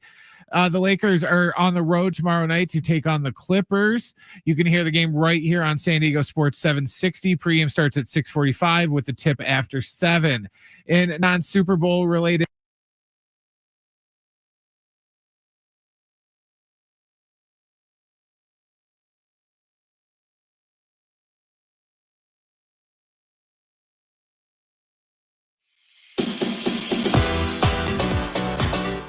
Good update, Brent. I got sniped. He got sniped. It happens sometimes. It's okay. Trust me. Coming from me, I'm not giving you any crap. It's all good. Oh no, that's like the first one that like I've totally screwed up. So well, don't worry. You usually do at least one a week. So I screw up them all the time. So I'm used to it. Someone screwing up an update. It is whatever. All right. So coming up here in this hour, we have a couple giveaways here. We're gonna do Trainwreck Radio with Aztec tickets today. So we have a pair of Aztec tickets to see Boise State Saturday, February 15th at VA House Arena. That will be coming up here at Trainwreck Radio. So stay tuned for that. And the next hour, we have a pair of tickets to see Simple Minds Saturday, May 24th at the North Island Credit Union Amphitheater. We'll be giving away those tickets in the 5 o'clock hour. So stay tuned for that. Mike Schilt. Oh, Mike Schilt. So behind the scenes here, Brent, the list of players that spoke at FanFest, the Padres PR sent out, and Manny was up first, which was awesome. And then it was Mike Schilt. So coming out of the Manny media scrum, you're like, whoa, he's throwing shots at ownership, not ownership, but the front office to make moves. He's not that happy that Jerkson Profar's not here. Called out Roki Sasaki for basically already picking the Dodgers. You know, the ownership stuff doesn't really sit well with him so far. And you're like, whoa, okay. What do we got in store for us next? Good old Mike Schilt. This was Mike Schilt describing and talking about every single player on the San Diego Padres and how excited he is for this season. Yeah, I always start with the gratitude of what I have in life and, with our team. And what we have is pretty darn good. You think about some of the names that are out there, and it's good to be able to see these guys come in this week and catch up with them. And, we've talked to a lot of them this off season, consistently, and they're having good off seasons. But, you look around and, always look at the teams in different blocks. You got your position players, you look there. Heck, you got Louis coming in. He's healthy, feeling good. Toddy looked like, he put on an absolute laser show the other day, taking BP. Manny looks fantastic. He looks tremendous. Definitely won his off season. He's in a great place. Had multiple conversations with Bogey. He's excited to be able to go back and enjoy playing shortstop again at a high level. Crony, tremendous off season. Looks great. Got married. But looks fantastic, ready to go and be an all-star caliber, gold glove caliber second baseman. Clearly has that ability. Jackson just keeps going and, excited about competing and playing. We got Diaz back behind the plate, did a great job for us at the end of the season. Was able to contribute to us to get to the playoffs. Campy's had a really, really good all season. He's really in a good spot as well. So when you take that rundown, you got Wadey back. He just brings pure energy when he comes into the clubhouse and see him. So another established guy. So listen, we've got a good nucleus of guys that competed, knows what it takes to win, continue to do it together, which is a big part of our theme. Not going to sit here and, alibi the fact that, yeah, we got some guys that we miss, but that's the nature of this game, right? It can be a, somewhat transient game in that regard, and really happy for Pro and Higgy and Tanner Scott and, Solano. It's good to see that those guys came here, performed well, and yeah, we'd love to have had them back. I don't think there's anybody in the organization that would have, wouldn't say the same thing. But the reality is, it's hard to keep a, full team together, and we wish them the very best. Super happy for Pro, Higgy, Tanner, Donovan. Couldn't be more thrilled for them. They all got taken care of for their families and got rewarded for the years they had here. But the fact of the matter is, we got plenty in the clubhouse, and other guys now get a wonderful opportunity to step up and contribute. You mentioned the pit. Now we go to the pitching side. Clearly, Joe being out, that's going to hurt. But okay, so we are about 3 minutes in here, 2.5 almost, and you're thinking to yourself, okay, Mike Schultz probably going to end this here. Like, okay, we got a bunch in the locker room, and we feel really good about our team, right? Like, okay, that's great. No, he's not even close to done. You think that he's done naming players on this team? There's about 15 more guys he's about to name. Joe's not out. Joe just is not able to perform on the mound this year. Joe's still an integral part of our clubhouse and our leadership group, and he's done a phenomenal job. He just hosted camp. Joe's not out. He's just not going to be able to pitch or play for us all. Then that means he's out. He's out, Mike. 44 this past week and brought in the pitchers, but now we got another year of continuity with, Michael King. I mean, this guy, Cy Young caliber stuff last year, pitched great, better as the season went. Outstanding in the playoffs. Dylan Cease, no hitter, coming back, looking good. Got the nice beard going. Everything's great. Darvish is Darvish, so able to list these names. And Randy Vasquez back, year under his belt. This got 20 starts for us last year in the big leagues. Big league consistent starter is going to get 32, 33. So he helped carry a lot of the mail. Matt Waldron, without Matty for probably 5 weeks of the season last year, being able to eat innings and win games for us. He's back. So we're in a good spot. Bullpen. Yeah, we missed Tanner. Clearly wipe out lefty. Adrian Moyhone really took a next step last year.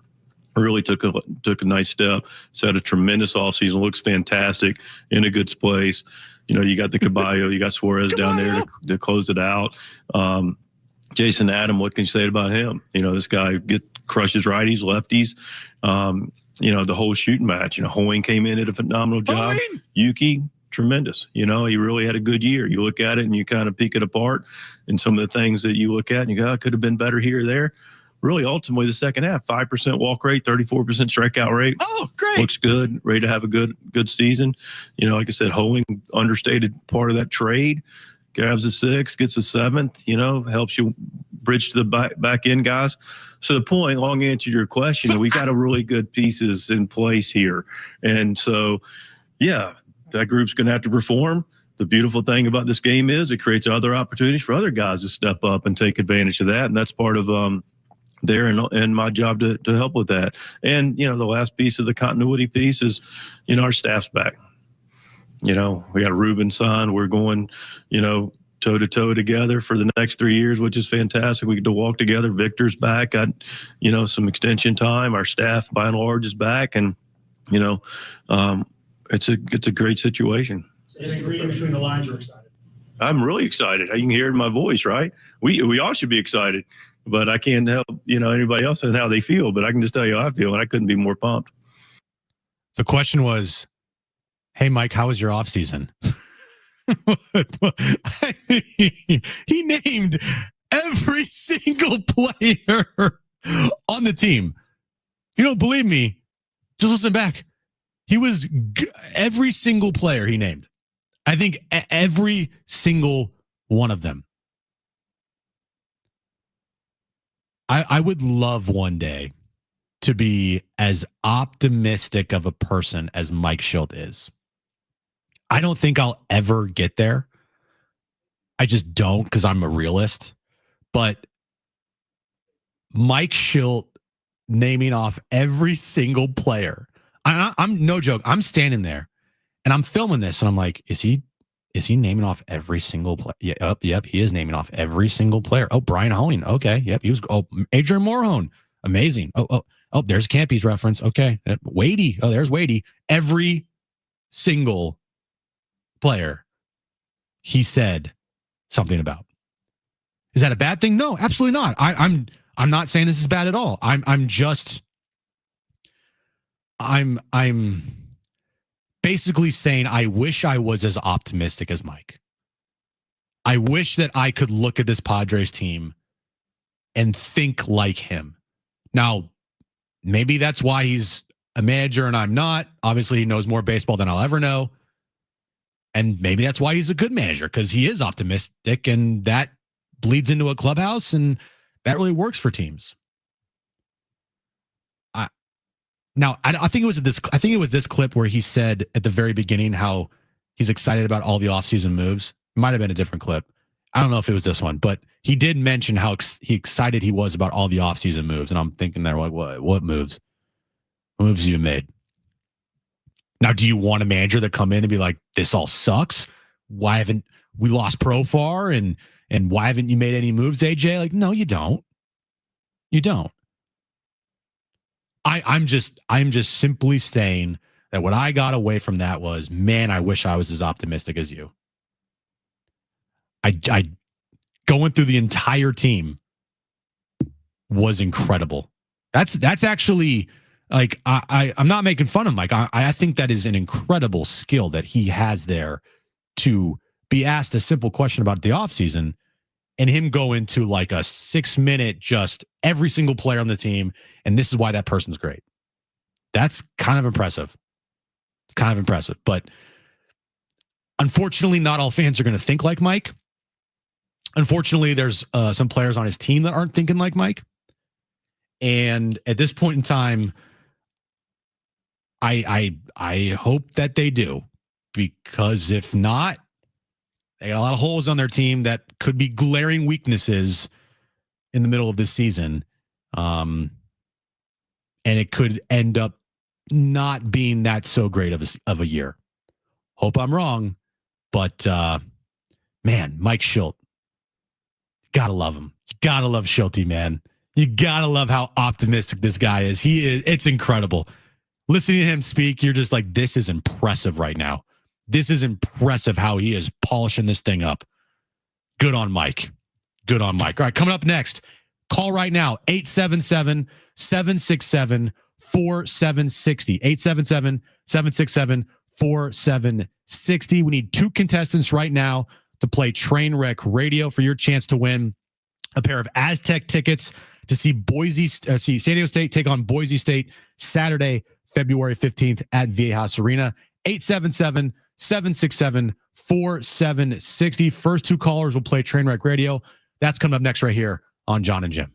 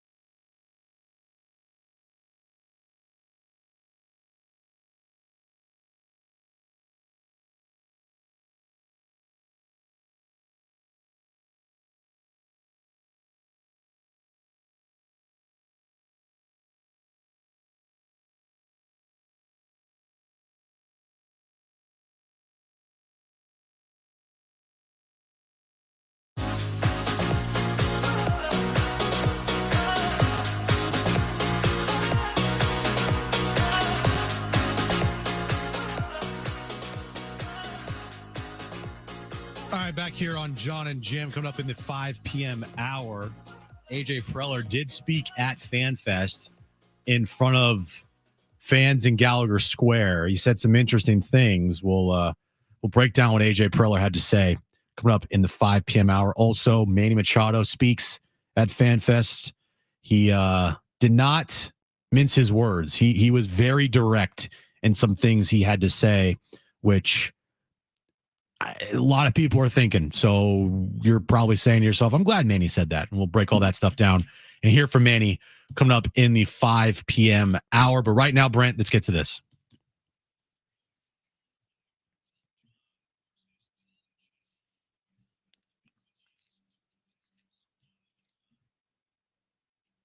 All right, 3 questions, 2 contestants, 1 lifeline. Today's 2 contestants, we have Eddie and we have Bill. Normally, Eddie would get his choice of Jon or Jim, but John's soft and he's not here. So, Eddie, since you called in first, you'll just get to go first today, okay? Sounds good. Okay, perfect. All right, then, Bill, you will go second. Yep. All right. All right, guys, today's question, we've been talking about Luka and AD all day. Luka has 7 50-point games in his career. AD has 5, respectively. Today's question, there have been at least 9 players that have at least 13 50-point games in NBA history. Today's question, name any of those 9 players that have at least 13 50-point games in their career. Okay, so first up is Eddie. So, Eddie, what's your first guess? You do have a lifeline if you want to use it. Kobe. Kobe, good guess. He's got to be on the list, right? He is on the list. I think he had that many in one season. Bill, you're up next. What is your first guess? You have a lifeline if you want to use it. Wilt Chamberlain. Wilt Chamberlain, good guess. There we go.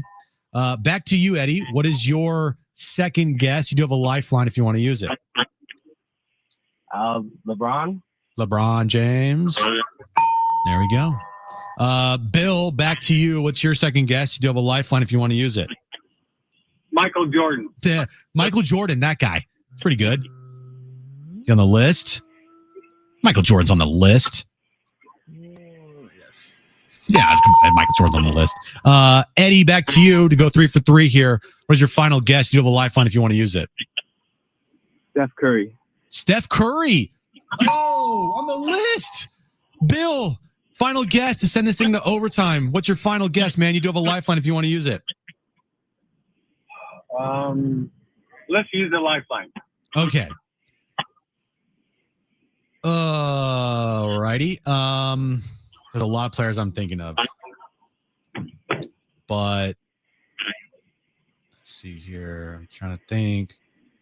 I'm going to go with man, this is a bad guess on my part, but I'm going to take it. I'm going to go with Shaq. You could take it or you choose someone else. I would choose someone else. It's a bad. I'm going to take someone else since you're not confident. I'm going to go with Dominic Wilkins. Dominic Wilkins. Okay. Oh no! Oh. Would I have been right? No, you wouldn't have been right. I know I wouldn't have been right. Why do I think Shaq? I blanked. I don't. Hold on. Let me see how far down the list of Shaq is. James Harden on the list? Yes, that would have been a correct answer. Guess, yeah. That's what I should have said. Shaq has only had 3 50-point games in his I'm an career. idiot. Yeah. I'm so stupid. Shaquille O'Neal. All right, moron. Number 1, Wilt by far. Oh yeah, 118 50-point games. Granted, you have to figure he was like 7 feet and like nobody else was. Yeah, is that good? But the next guy down was Jordan with 31. So you go from 118 to 31. Then Kobe had 25. James Harden had 23. Elgin Baylor had 17. Dame Lillard has 15 already. Rick Barry and LeBron are both tied with 14, and Steph had 13. Wow. Incredible. All right. Congratulations to Eddie. You have won a pair of tickets to see San Diego State take on Boise State Saturday, February 15th at Viejas Arena. Congratulations to you day after Valentine's Day. So hopefully you have a special someone to take to an Aztec game now for free. There you go. Perfect. All right, coming up next hour, still have a lot to get into. You know how I said today that it almost feels like there's too much to talk about? Yeah, there's a lot of things we haven't even talked about yet, and we're reaching hour 4 of the show. Usually this time becomes the loopy hour. There's still NFL stuff to talk about that we might not even get to. There's still things that are coming out every hour with this Luka trade. But what happened at FanFest on Saturday felt like, you know, a precursor of what could be to come with this team. And hearing from AJ Preller speak and hearing from the players, there's still a lot of uncertainty going into this season. So what did AJ Preller have to say at FanFest? He was the only person to speak, by the way, when it came to the Padres quote unquote leadership group. It was him and Grupner on the stage. And I think Mike Schilt. There was no Seiler brothers there. Shield was not there to my knowledge. It was just the front office, AJ Preller and Eric Grupner. It was interesting though, Brent. I did see a picture of what John Seiler looks like.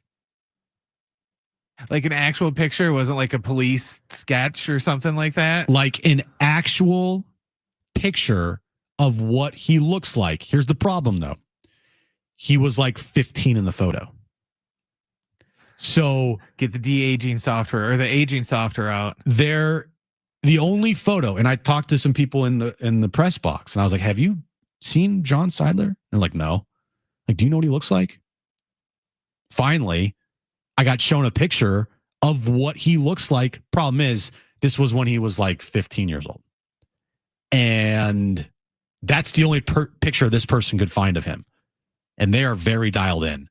So if he can't find an updated photo on John Seidler, then there's no photo of him out there. He's going to show up at spring training potentially, and we're all going to be like, "That's him." It's pretty interesting. I'll show you what he looks like during the break, Brent. All right, coming up next, AJ Preller speaks. We react. Also, Manny Machado.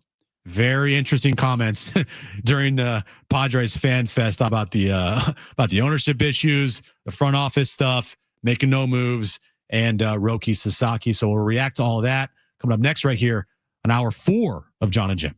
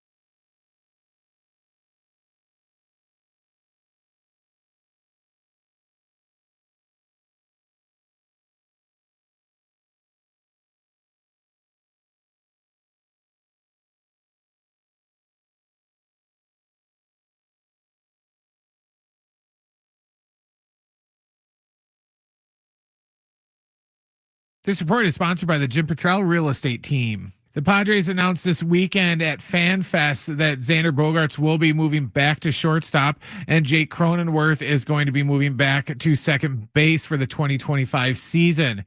In NBA news, a trade that would have sent Heat guard Jimmy Butler to the Warriors was nixed due to Butler's refusal to sign a contract extension with Golden State. The Lakers are on the road tomorrow night to take on the Clippers. You can hear the game right here on San Diego Sports 760. Pregame starts at 6:45 with the tip after 7. In non-Super Bowl related NFL news, the reigning defensive player of the year, Myles Garrett, has asked the Browns to be traded. And in now breaking news, the Rams have informed All-Pro wide receiver Cooper Kupp that he also will be traded. Would you like to know what your home would sell for today? Get a simple text message with your home's value by texting your address to 855-600-6000.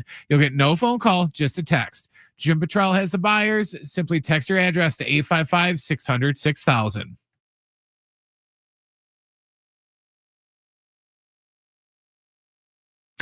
It's Jon and Jim to warm up that drive home. The craziest part of my weekend was at dinner and these two random, very nice ladies paying for our entire Michelin star meal for my birthday. It was absolutely wild. There you go. Happy birthday. Now, time for Jon and Jim. All right, final hour of Jon and Jim on a Monday. Yeah, the craziest part of my weekend wasn't the Luka Doncic trade. It wasn't the Royal Rumble and Jey Uso winning or Padres Fan Fest. It was that on Saturday night, me and Aaron went to a Michelin star restaurant in Carlsbad, Jeanette Jolie. It's amazing. Darnay Tripp even messaged me. He's like, dude, that's the best meal, one of the best meals I've ever had. Yeah, it's amazing. And the fact that the entire thing was paid for by two random women who accidentally spilled their glass of wine near our table. And they felt so bad for doing it that without us knowing, paid for our entire meal was the craziest part of my weekend. So yeah, I know a lot of people freaked out about the Luka trade, as you should. I freaked out too, but for me personally, yeah, that was kind of incredible. So again, if you want to hear the whole story, as I talked about at the beginning of the show, abbreviated version, went to dinner, these women next to us kind of drinking a lot, accidentally spilled their wine glasses next to us.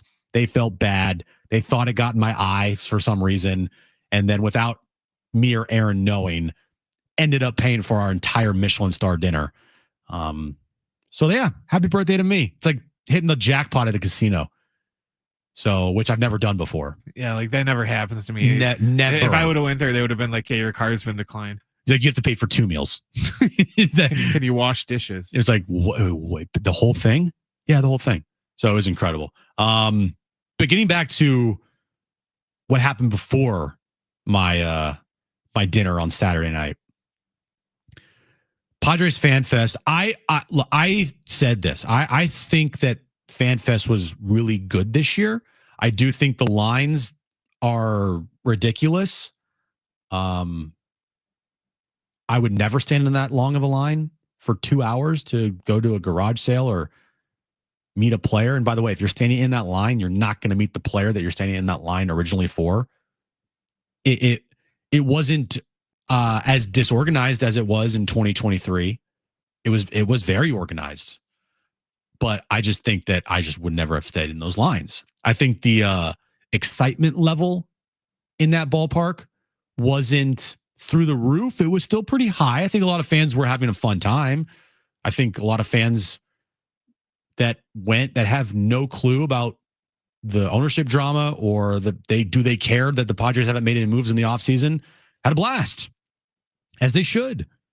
And I'm sure there are also a lot of people there that know every single detail of the Padres offseason so far. And it still didn't, stop them from going to Fan Fest. And that's totally fine. And they did split up the days. So it was the morning session and the afternoon session. And that's also probably another big reason why it wasn't as packed as it was in 2023. But still, my takeaway was it was fine. It was fine. The excitement level wasn't through the roof. but there still was an excitement level there. And I think once we get in the season, you're going to see it on opening day. It's going to be packed on opening day, the entire weekend, sellout crowds. It's only going to start affecting stuff if you get in the middle of the year and this team's like 10 games under 500. And even then, like we saw in 2023, people will still go to the ballpark because it's a fun time. You get to watch really good players, watch Jackson Merrill, watch Manny Machado. Everything's great. Besides the fact that they, wouldn't be winning, but still, that's yet to be determined. And we're a long ways from that. So AJ Preller did speak at FanFest. He didn't speak to the media, which is a little weird. He spoke to the fans, but he didn't speak to the media. Everyone else spoke to the media, except for AJ. I don't think AJ has spoken to the media since the winter meetings, if I'm not mistaken. And he mentioned that they're still looking for, and get this, 2 starters, bench piece, left fielder, another bat. That's a lot. That's it? That's it. That's all you're asking? That's all you're looking for? And that's almost like being, okay, now, honey, tomorrow is Thanksgiving. All we need is a turkey, some mashed potatoes, some stuffing, and all this other stuff that when you go to the store, we're going to be out of because we waited till the day before. And we also have no money. Exactly. we have no money. We need to buy a turkey, ham, mashed potatoes. We got the green beans. We got the casserole. We got the bread. But we need kind of like important stuff. It kind of feels like one of those cooking shows where like, here's $20, make an entire Thanksgiving meal. Go. Now they do, I would say, if we're doing a Thanksgiving analogy, they have the turkey. They don't have like mashed potatoes no or sides, ham. no dessert. I mean, I would say this. They have turkey. They have one side. And they have turkey, but no white meat. They have gravy. They have gravy, but they don't have mashed potatoes. They have dinner rolls, but they don't have any like butter, but cranberry sauce. There's still a lot missing, but they have like a good like base foundation. They still have superstar players. As if you heard Mike Schultz earlier in the show, they're totally fine. Everything's great. They're winning 100 games. Everything's fine. Have you seen Campy's offseason? Wow. Amazing. Morhone? Oh my God. Yuki's here last year? Bro, incredible. So still need a lot of stuff, but they have a good foundation. You just don't have a complete meal. Last year they had a complete meal. This year they don't have they don't have a complete meal yet. A big part of the meal for Thanksgiving is the mashed potatoes. That's Jerks and Profar. They lost the mashed potatoes. What are they going to do to replace that? Do you have enough stuffing to go around? Or are you going to be out of stuffing by guest number 3 when they have a house full of 13 people? But AJ Preller said, we need a lot of stuff in the offseason still. And you're kind of like, well, then go and get it. Again, you have time. I understand that, but I'm very impatient. I'm very, very impatient. John Morosi this morning on MLB Network television talked about the remaining needs for the Padres this offseason. Yes, Lauren, the Padres are a team in flux right now. And AJ Preller over the weekend, I think of all the hot stovey news that we had was what AJ said during the Padres Fan Fest, which is he's trying to get 1 or 2 arms and 1 or 2 bats before the season starts. AJ, he can do it if anyone can. Report, next week, it's February 3rd. He's a gamer. So here's what I would say. He has got some work to do. There has been some talk of the Padres moving some starting pitchers out, such as Cease or King. But, Lauren, over the weekend, I was told this. It is now just as likely that the Padres will move one of their younger prospects to bring back some reliable innings. Now, it's possible that he does both. He might buy and sell. Maybe he moves Dylan Cease in a package that brings back some starting pitching, some younger starting pitching. But remember, they've also got a young catcher in Ethan Salas. I tend to think they're not going to trade him. DeVries as well, a younger prospect, a middle infielder who's got a lot of value in the marketplace. So it's a potential situation, Lauren, where maybe they move out some younger prospects, even if it's not Salas or DeVries, maybe it's a different prospect to bring back some more reliable innings. I'm thinking about a team like the Nationals, for example, even the Cardinals. They've got some innings there, pitchers like Fetty in St. Louis. They need to stabilize this rotation. They've lost a lot of innings. And remember, Joe Musgrove with the injury not available to them. So, Lauren, they are the team that in so many ways I'm watching. Even if the Cubs get a player like a Cease in a trade, we can still see the Padres try to add arms elsewhere. So AJ Preller, as he often is, he is on the all hot stove show because AJ Preller may make a number of moves before the start of at least I believe it. He's a mover. I think you could take out the word he may, like he's going to. He has to. He has to. He may make a bunch of moves. No, he has to make a bunch of moves. He's going to make a bunch of moves. I would be shocked if they go into the season status quo right now with what they have. They can't. If you fill all the holes with a bunch of these minor league invite guys, then you're fine. But that's not going to do you any good. You know, it's always like that part in the original Bad News Bears when like the one kid's sick or something. And it's like, oh no, what we're going to do is we're going to take Jenkins and he's going to play right center. And then we're going to take Smith and he's going to play left center. And then we just had two out. No, you can't do that. Hey, Jackson, can you play both left and center field? Yeah. Did you get considerably faster in the off season that you can cover both positions? And the scary part is if you like legitimately ask that to Jackson Merrill, he would say yes. Because that's just who he is. He is just a guy who will do anything. He just wants to be at a baseball field. Talking to him on Saturday, I mean, I love Jackson Merrill. I love him. I know Padres fans, everybody's so lucky to have Jackson Merrill because he's just a gamer. He just wants to play baseball every day. He doesn't care. Just play baseball. Put me in the field. Put me at short. Whatever. It was interesting though. He did say that he took grounder. He's been taking grounders at shortstop this year or this offseason, which is interesting. Gotta be ready, man. I know. So. You hear from John Morosi there, like, hey, bro, hello, is this thing on? You got to make some moves because the season's coming up quickly here. And to pull off these types of trades, which are not small trades with Dylan Cease or Michael King, they're going to happen quickly. Now, AJ Preller operates at a different level than everybody else. If a trade materializes the day before the season starts, so be it. And that's what AJ Preller is going to do. He is not a person of structure. He is a person of chaos.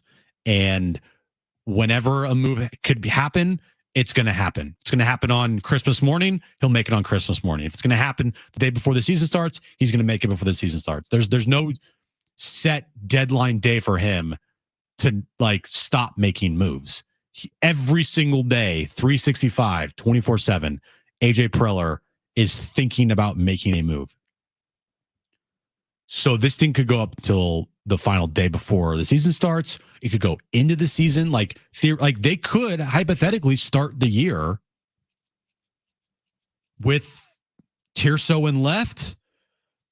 I mean, you heard from Schulte there. Randy Vasquez made 20 starts last year. And Matt Waldron in the rotation, along with Cease, King, and Darvish, and have a bunch of these minor league guys filling out the rest of the roster. I don't know how that's going to happen because they're over the CBT now.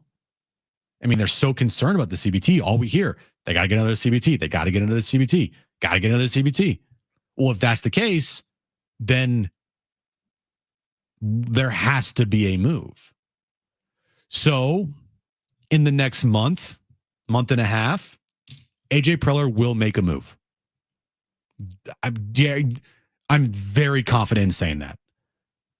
Very confident. John is as well. John has been harping on this nonstop, that they're going to make a move and it's going to be a cost-cutting move, along with other moves to fill out the rest of this roster. Like we had the discussion all last year. They're gonna have a left fielder, Jim. I know, but who? I'm just very impatient. I want stuff done right now. And with spring training coming up, if I'm the coaching staff and if I'm the players, you kind of want to know once you get to Peoria, all right, this is the team. Wasn't the case last year. Everything worked out. So again, probably not going to be the case this year as well, because in about a week, 10 days from now, a little over, they're going to be all reporting to spring training. They'll be doing workouts, and I wouldn't be surprised if we get into the start of spring training, Brent, having them talk about Tirso or Neal as being their starting left fielder, or at least giving him a shot. And until they make a move, I think that's going to be the guy. So we'll see. It's almost like they're going to try and just recreate the magic in a bottle that they got with. It's always hard to do. You can't. Yeah. Lightning striking twice in the same spot, kind of difficult, like very difficult. Not saying you can't have it happen. You could have better years from guys like Tatis, and you can even have a better season from Manny. And I don't know, maybe Xander Bogaerts decides that he's going to live up to some like 70% of his contract. That'd be nice. You could have those things happen. But how are you replacing the production you got from Higgy? How are you replacing the production you got from Jurickson Profar? How are you replacing the production you got from Joe Musgrove when he was out there and not injured?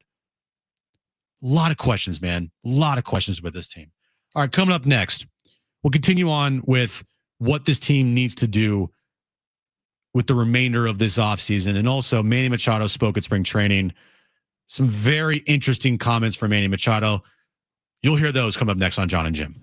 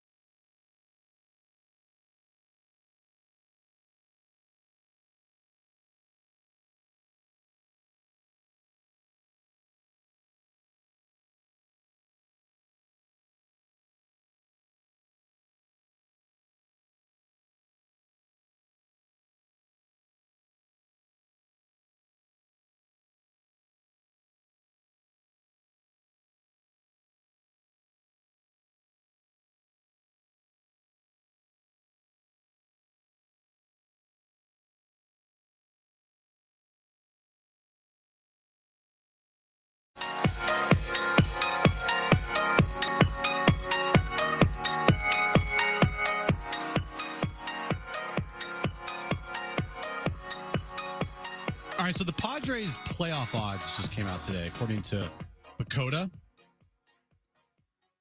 And it's very interesting. So, according to this playoff chances list for the 2025 season, the White Sox, the Marlins, and the Rockies have a 0% chance of making the postseason this year. They've been officially eliminated already. Officially eliminated.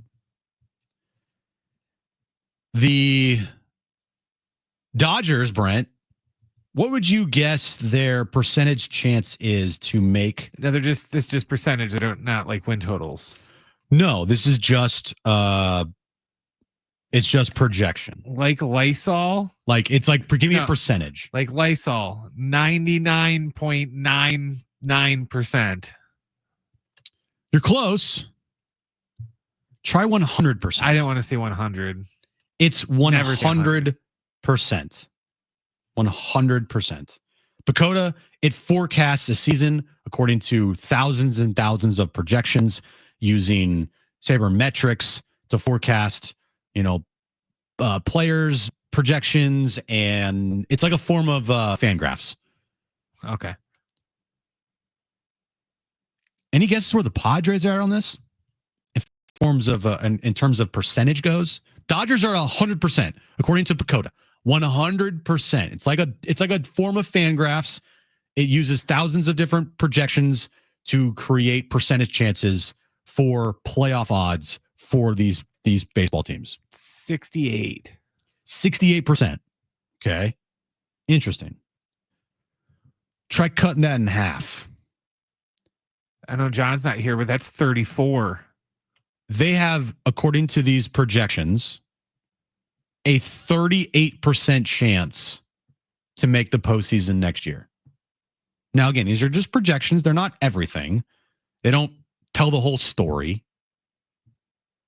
But it is kind of interesting that Pacoda, which is used a lot. I mean, you just type in Pacoda right now on Google, and you get the first thing that pops up is from a Sports Illustrated article saying Pacoda projections for the 2025 Major League Baseball season.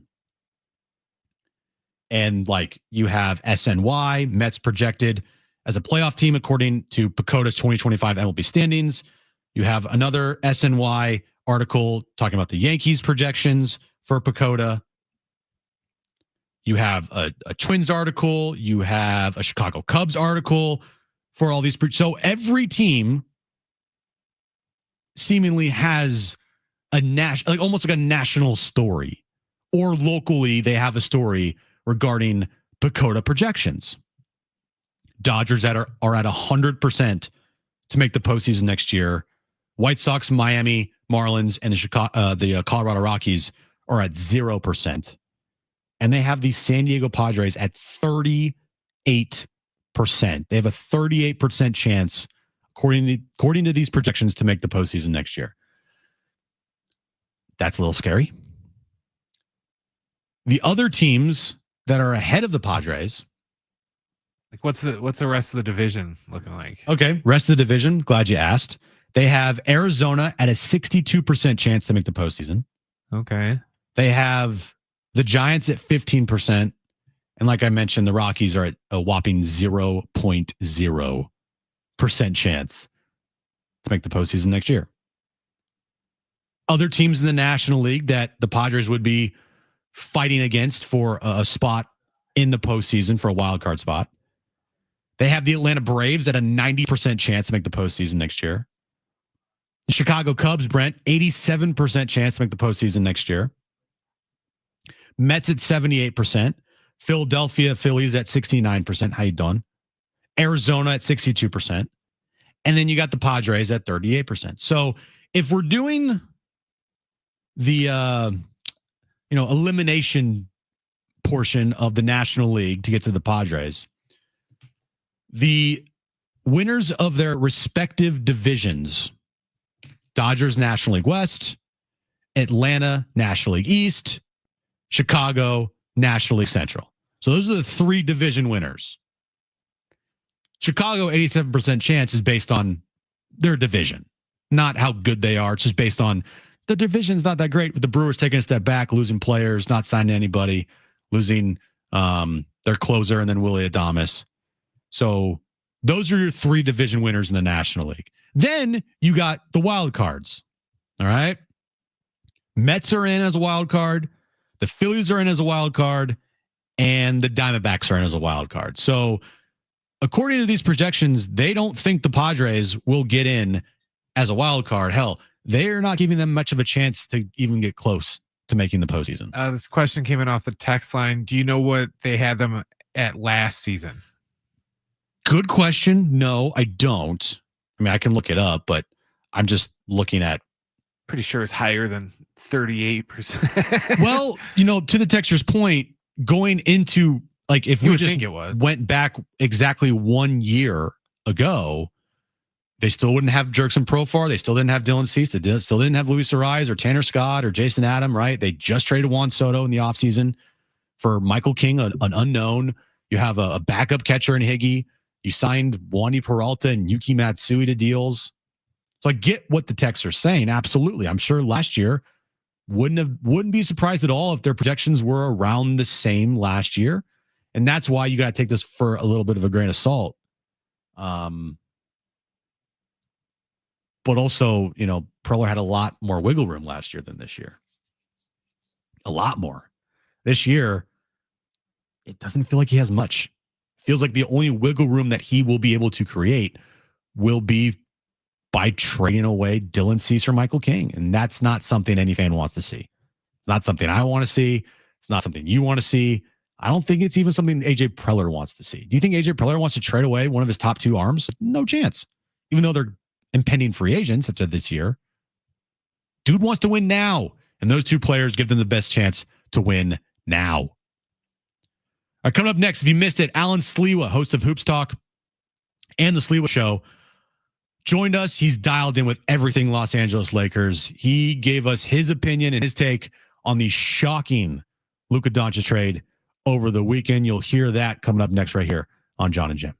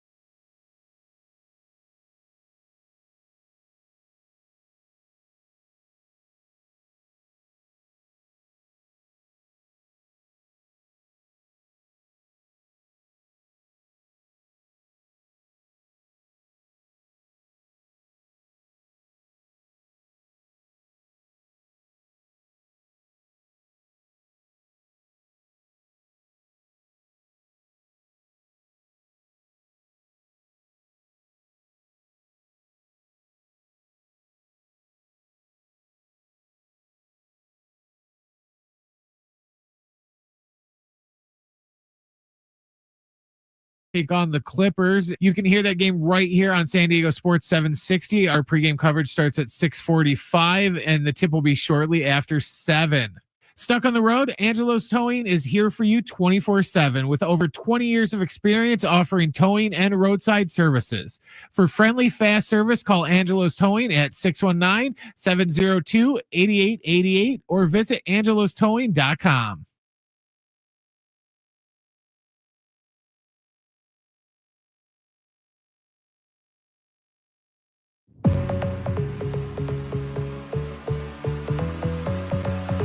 The news just keeps on pouring in. I mean, if you're a sports fan, like you thought this week was just like maybe a dead week because of Super Bowl. Nope. Nope. Trade deadline in a couple days in the NBA, which has already been crazy. You have NFL players like all-star Pro Bowl level players requesting trades.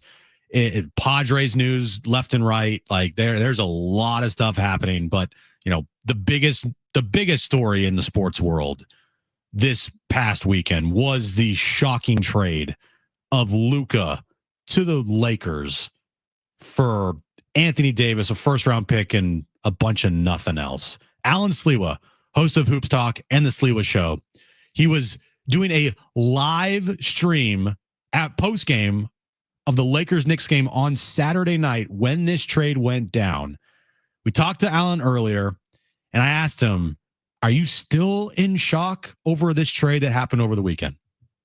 I actually still think this is a very, very deep-rooted hack, and they got everybody.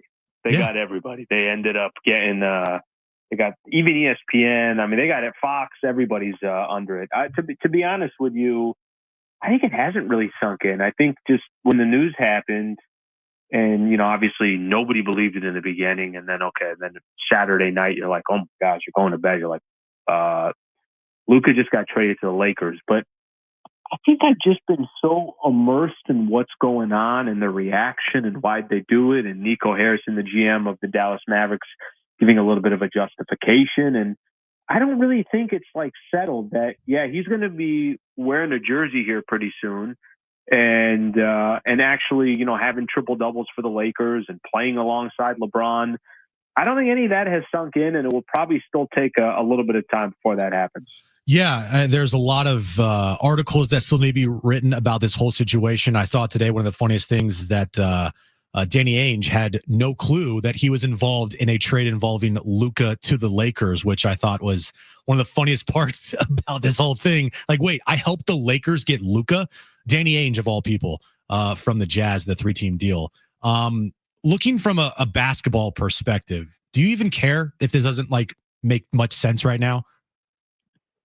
You know, in a weird way, I do, and I'll tell you why. I think if Bron wasn't on this team, and LeBron is still, listen, I don't know if you got a chance to watch that game Saturday night. Lakers are at the Madison Square Garden, the Eastern Conference, the Knicks, good team. You know, the Knicks are top 3 in the East, and I think are going to be a headache. Bron still had a triple-double. Like he's still doing things that you can't really make sense of it. I'm not telling you that the Lakers are going to, you know, Rob Pelinka's got to make moves by Thursday to give this team a shot to come out of the West. But can you just kind of shore up the roster? Because losing Anthony Davis, I don't need to tell you or any basketball fan out there the type of impact he was having on the Lakers, a two-way player, one of the best defenders in the league, and can also drop 30 points on any given night. Okay, you're not going to go get that in the market. But can they just get a couple of bigs? Can they get a couple of guys that can the Lakers just be a little more interesting? Because right now, the team that they'd be throwing out there, if Austin Reeves, Luka Doncic, and LeBron James are all in the game at the same time, you and I might be able to put up some points. Like there's no defense, there's no perimeter, or there's no big man that can kind of solidify the fort on the defensive side. There's no rebounding. So I know this was a big picture trade, but I'd still like to see them at least just try to do the best they can to just address what this roster needs for not just the short term, but if, you know, obviously there's a move to be made out there when you feel like there's a player that can contribute for a couple of years. Right. And why I asked, like, do you even really care from the basketball side of it is like, when you know that in maybe 2-3 years tops, that this organization is probably going to have to go through a reset because LeBron is not going to be around forever. Anthony Davis is 31 going on 32. Like, do you really trust him to be the face of a franchise? That they got served to them on a silver platter, not only Luka, but a reset of the franchise while LeBron is still playing at this level. It was, I'm assuming if you're Rob Pelinka, this is one of the most no-brainer trades that you'll ever make, right? Yeah, I don't get it. I mean, the whole thing is just still the justification of the Dallas Mavericks, Nico Harrison trying to explain, trying to, from a culture perspective, defense wins championships. He's not wrong about all of that, but you make trades that address to the best of your ability using the strengths of Luka. You don't trade Luka in order to get what you're talking about. And I think, listen, he's put himself in a position where they basically have to win an NBA championship. And it's not like it's going to be a big window. I mean, AD is going to be 32 in March, and we'll kind of see where things go from here. Kyrie's not young as well. They have to win a championship just to tell their fan base that, listen, here's why I did it. Maybe I was short-sighted on it. Okay, yes, Luka is going to be great for the next 10 years, but I got a championship out of it. If it's not that, I mean, they already got to the NBA Finals. They got to the NBA Finals 7-8 months ago. So it's like there's nothing even accomplished. The fans are just going to say, yeah, well, we were already in the NBA Finals. So what does it matter? You just basically gave away Luka. You gave away the future of this franchise. I'm going to have a really, really difficult time trying to understand their justification of why they did it. And you mentioned Rob Pelinka. I mean, I can only imagine what Rob was doing when Nico Harrison said, hey, I'm interested in making a trade for Anthony Davis.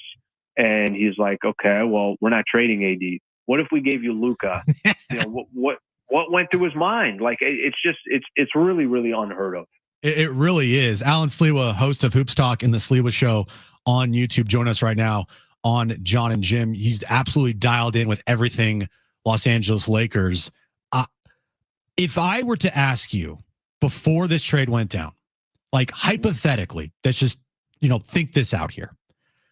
If I said, all right, make up a trade package from the Lakers perspective for Luka, like what would you have said or put in that trade package for you to feel like this would be enough to get Luka from the Mavericks? I'd have said Anthony Davis, Austin Reeves, 2 first-rounders, and then maybe we can figure out the Max Christie piece, yes or no. But I think those 4 is what I would have said, because I would have said that, okay, Austin Reeves, really nice player. He's got a great contract. He's done fantastic for the Lakers. But if you got to get a chance, obviously if you have a chance to get Luka, then this is just the cost of doing business. Who cares about the 2 first-rounders? Because if you get Luka, your hope is you're going to end up getting another star. And those 2 first-rounders that you have in 2029 and 2031, those are going to lose value because your team should be competitive because you got Luka, who's basically in his prime around that age. And then Anthony Davis, love AD. I think a lot of Laker fans, appreciate his game. I think a lot of NBA fans hopefully see what type of value he is on both sides of the floor. But if you're going to get one of the top 3 players in the NBA, this is the only way that you can do it. I don't understand how Reeves wasn't a part of the deal. I don't understand how both first-rounders were not a part of the deal. I don't understand why you wouldn't open this up and let others compete. There are quotes out there. Nico Harrison was asked the question, did you get some idea that he didn't want to be here long term? No. Did you get some idea that he might force his way out of here? No. This is just fully him saying, yeah, I don't like where we're going with this guy. This is what I want, and I'm just going to go get it.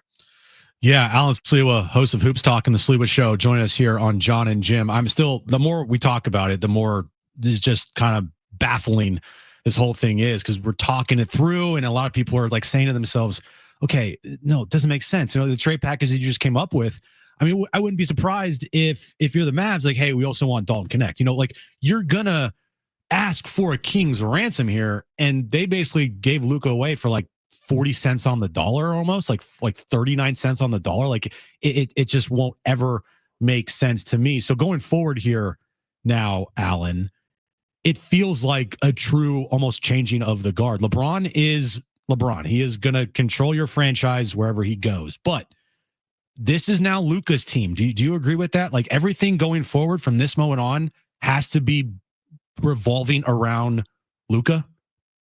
Yeah, and I think that message was already sent, on Saturday night. I think, even LeBron would understand, like, okay, well, I can't do this forever. You got one of the best young players in the league at age 25. He's an international superstar himself. I think he understands that, this, they didn't just bring in a random guy, Bradley Beal or like a Jimmy Butler or something like that. Some other guys that were on the trading block. It's like, no, it's all about the age. It's all about he's a 5-time first team All NBA in the last 5 years. Yeah. So he's 25. It's a very short list of players that have accomplished what he's done this young.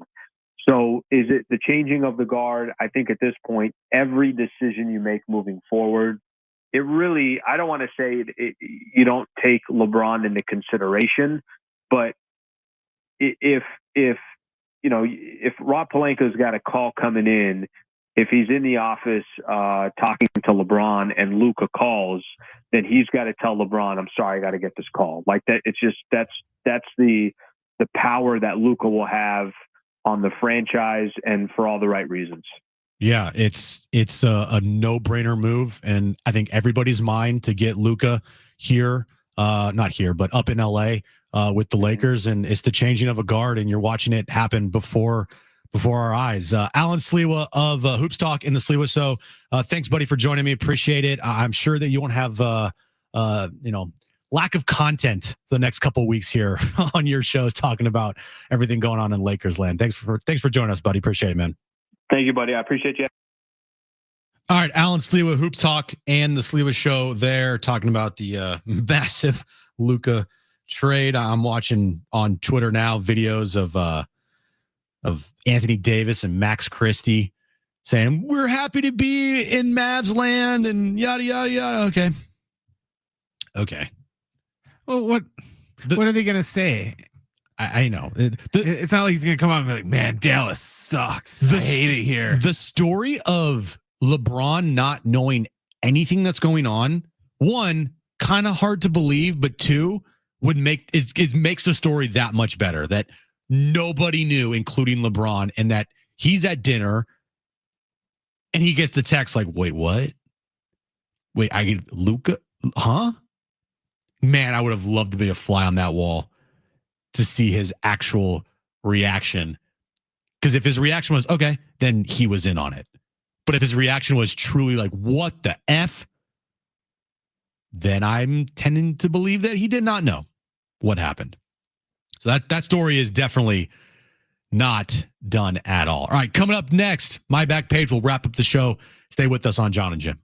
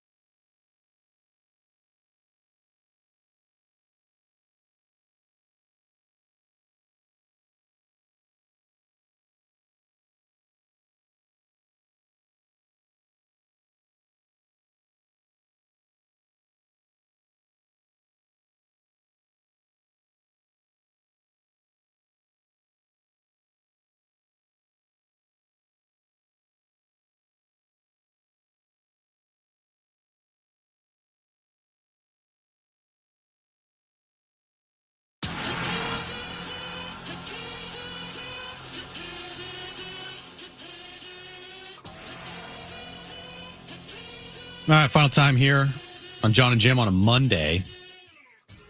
Again, like so many things to talk about and not enough time. Again, I'm not asking for more time. I'm just saying that these are the type of days when it's easy because you got X, Y, Z happening and this over here and this over here. And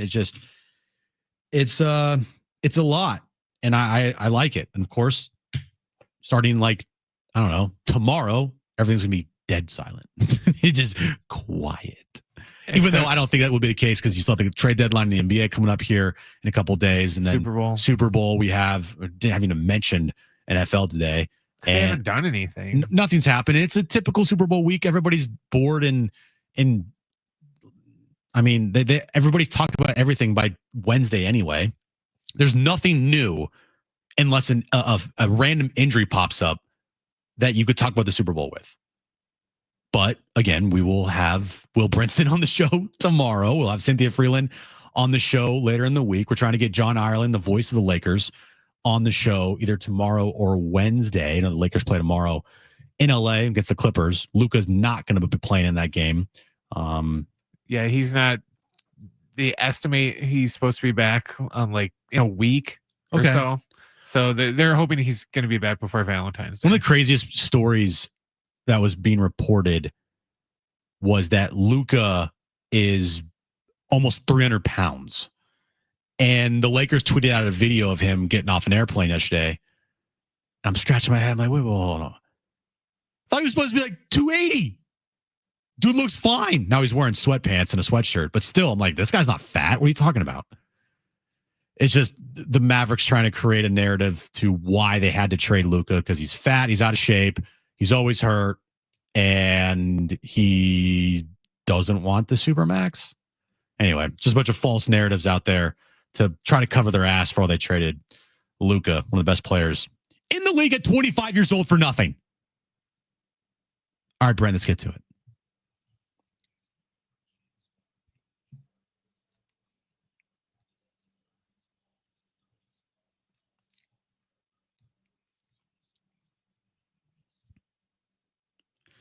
This was on the back page a couple months ago, but bringing it back because Taco Bell is going to release, they announced, their new birthday cake churros officially on February 20th. So this month, the first official image of the highly anticipated collaboration has just been released, and fans won't have to wait long because available nationwide on February 20th, the churro comes with a sweet celebratory twist inspired by Milk Bar's signature birthday cake flavors.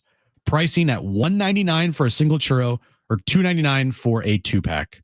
It's just going to have like sprinkles in it, right? It is going to be a churro with birthday cream filling and sprinkles on the top. Oh, okay. So I love birthday cake icing. Yeah, I don't mind it. It's Aaron's like favorite. So put that in the churro. Yeah, sign me up. I'm good. Speaking of ice cream and sweet treats at a fast food restaurant, McDonald's is bringing back their fan favorite Shamrock Shake and Shamrock McFlurry. The Shamrock is officially here. McDonald's beloved Shamrock Shake and Oreo Shamrock McFlurry have started rolling out at select locations with a nationwide return for February 10th, gearing up for St. Paddy's Day. So if you like the McFlurry, if you like the Shamrock McFlurry, you're in luck.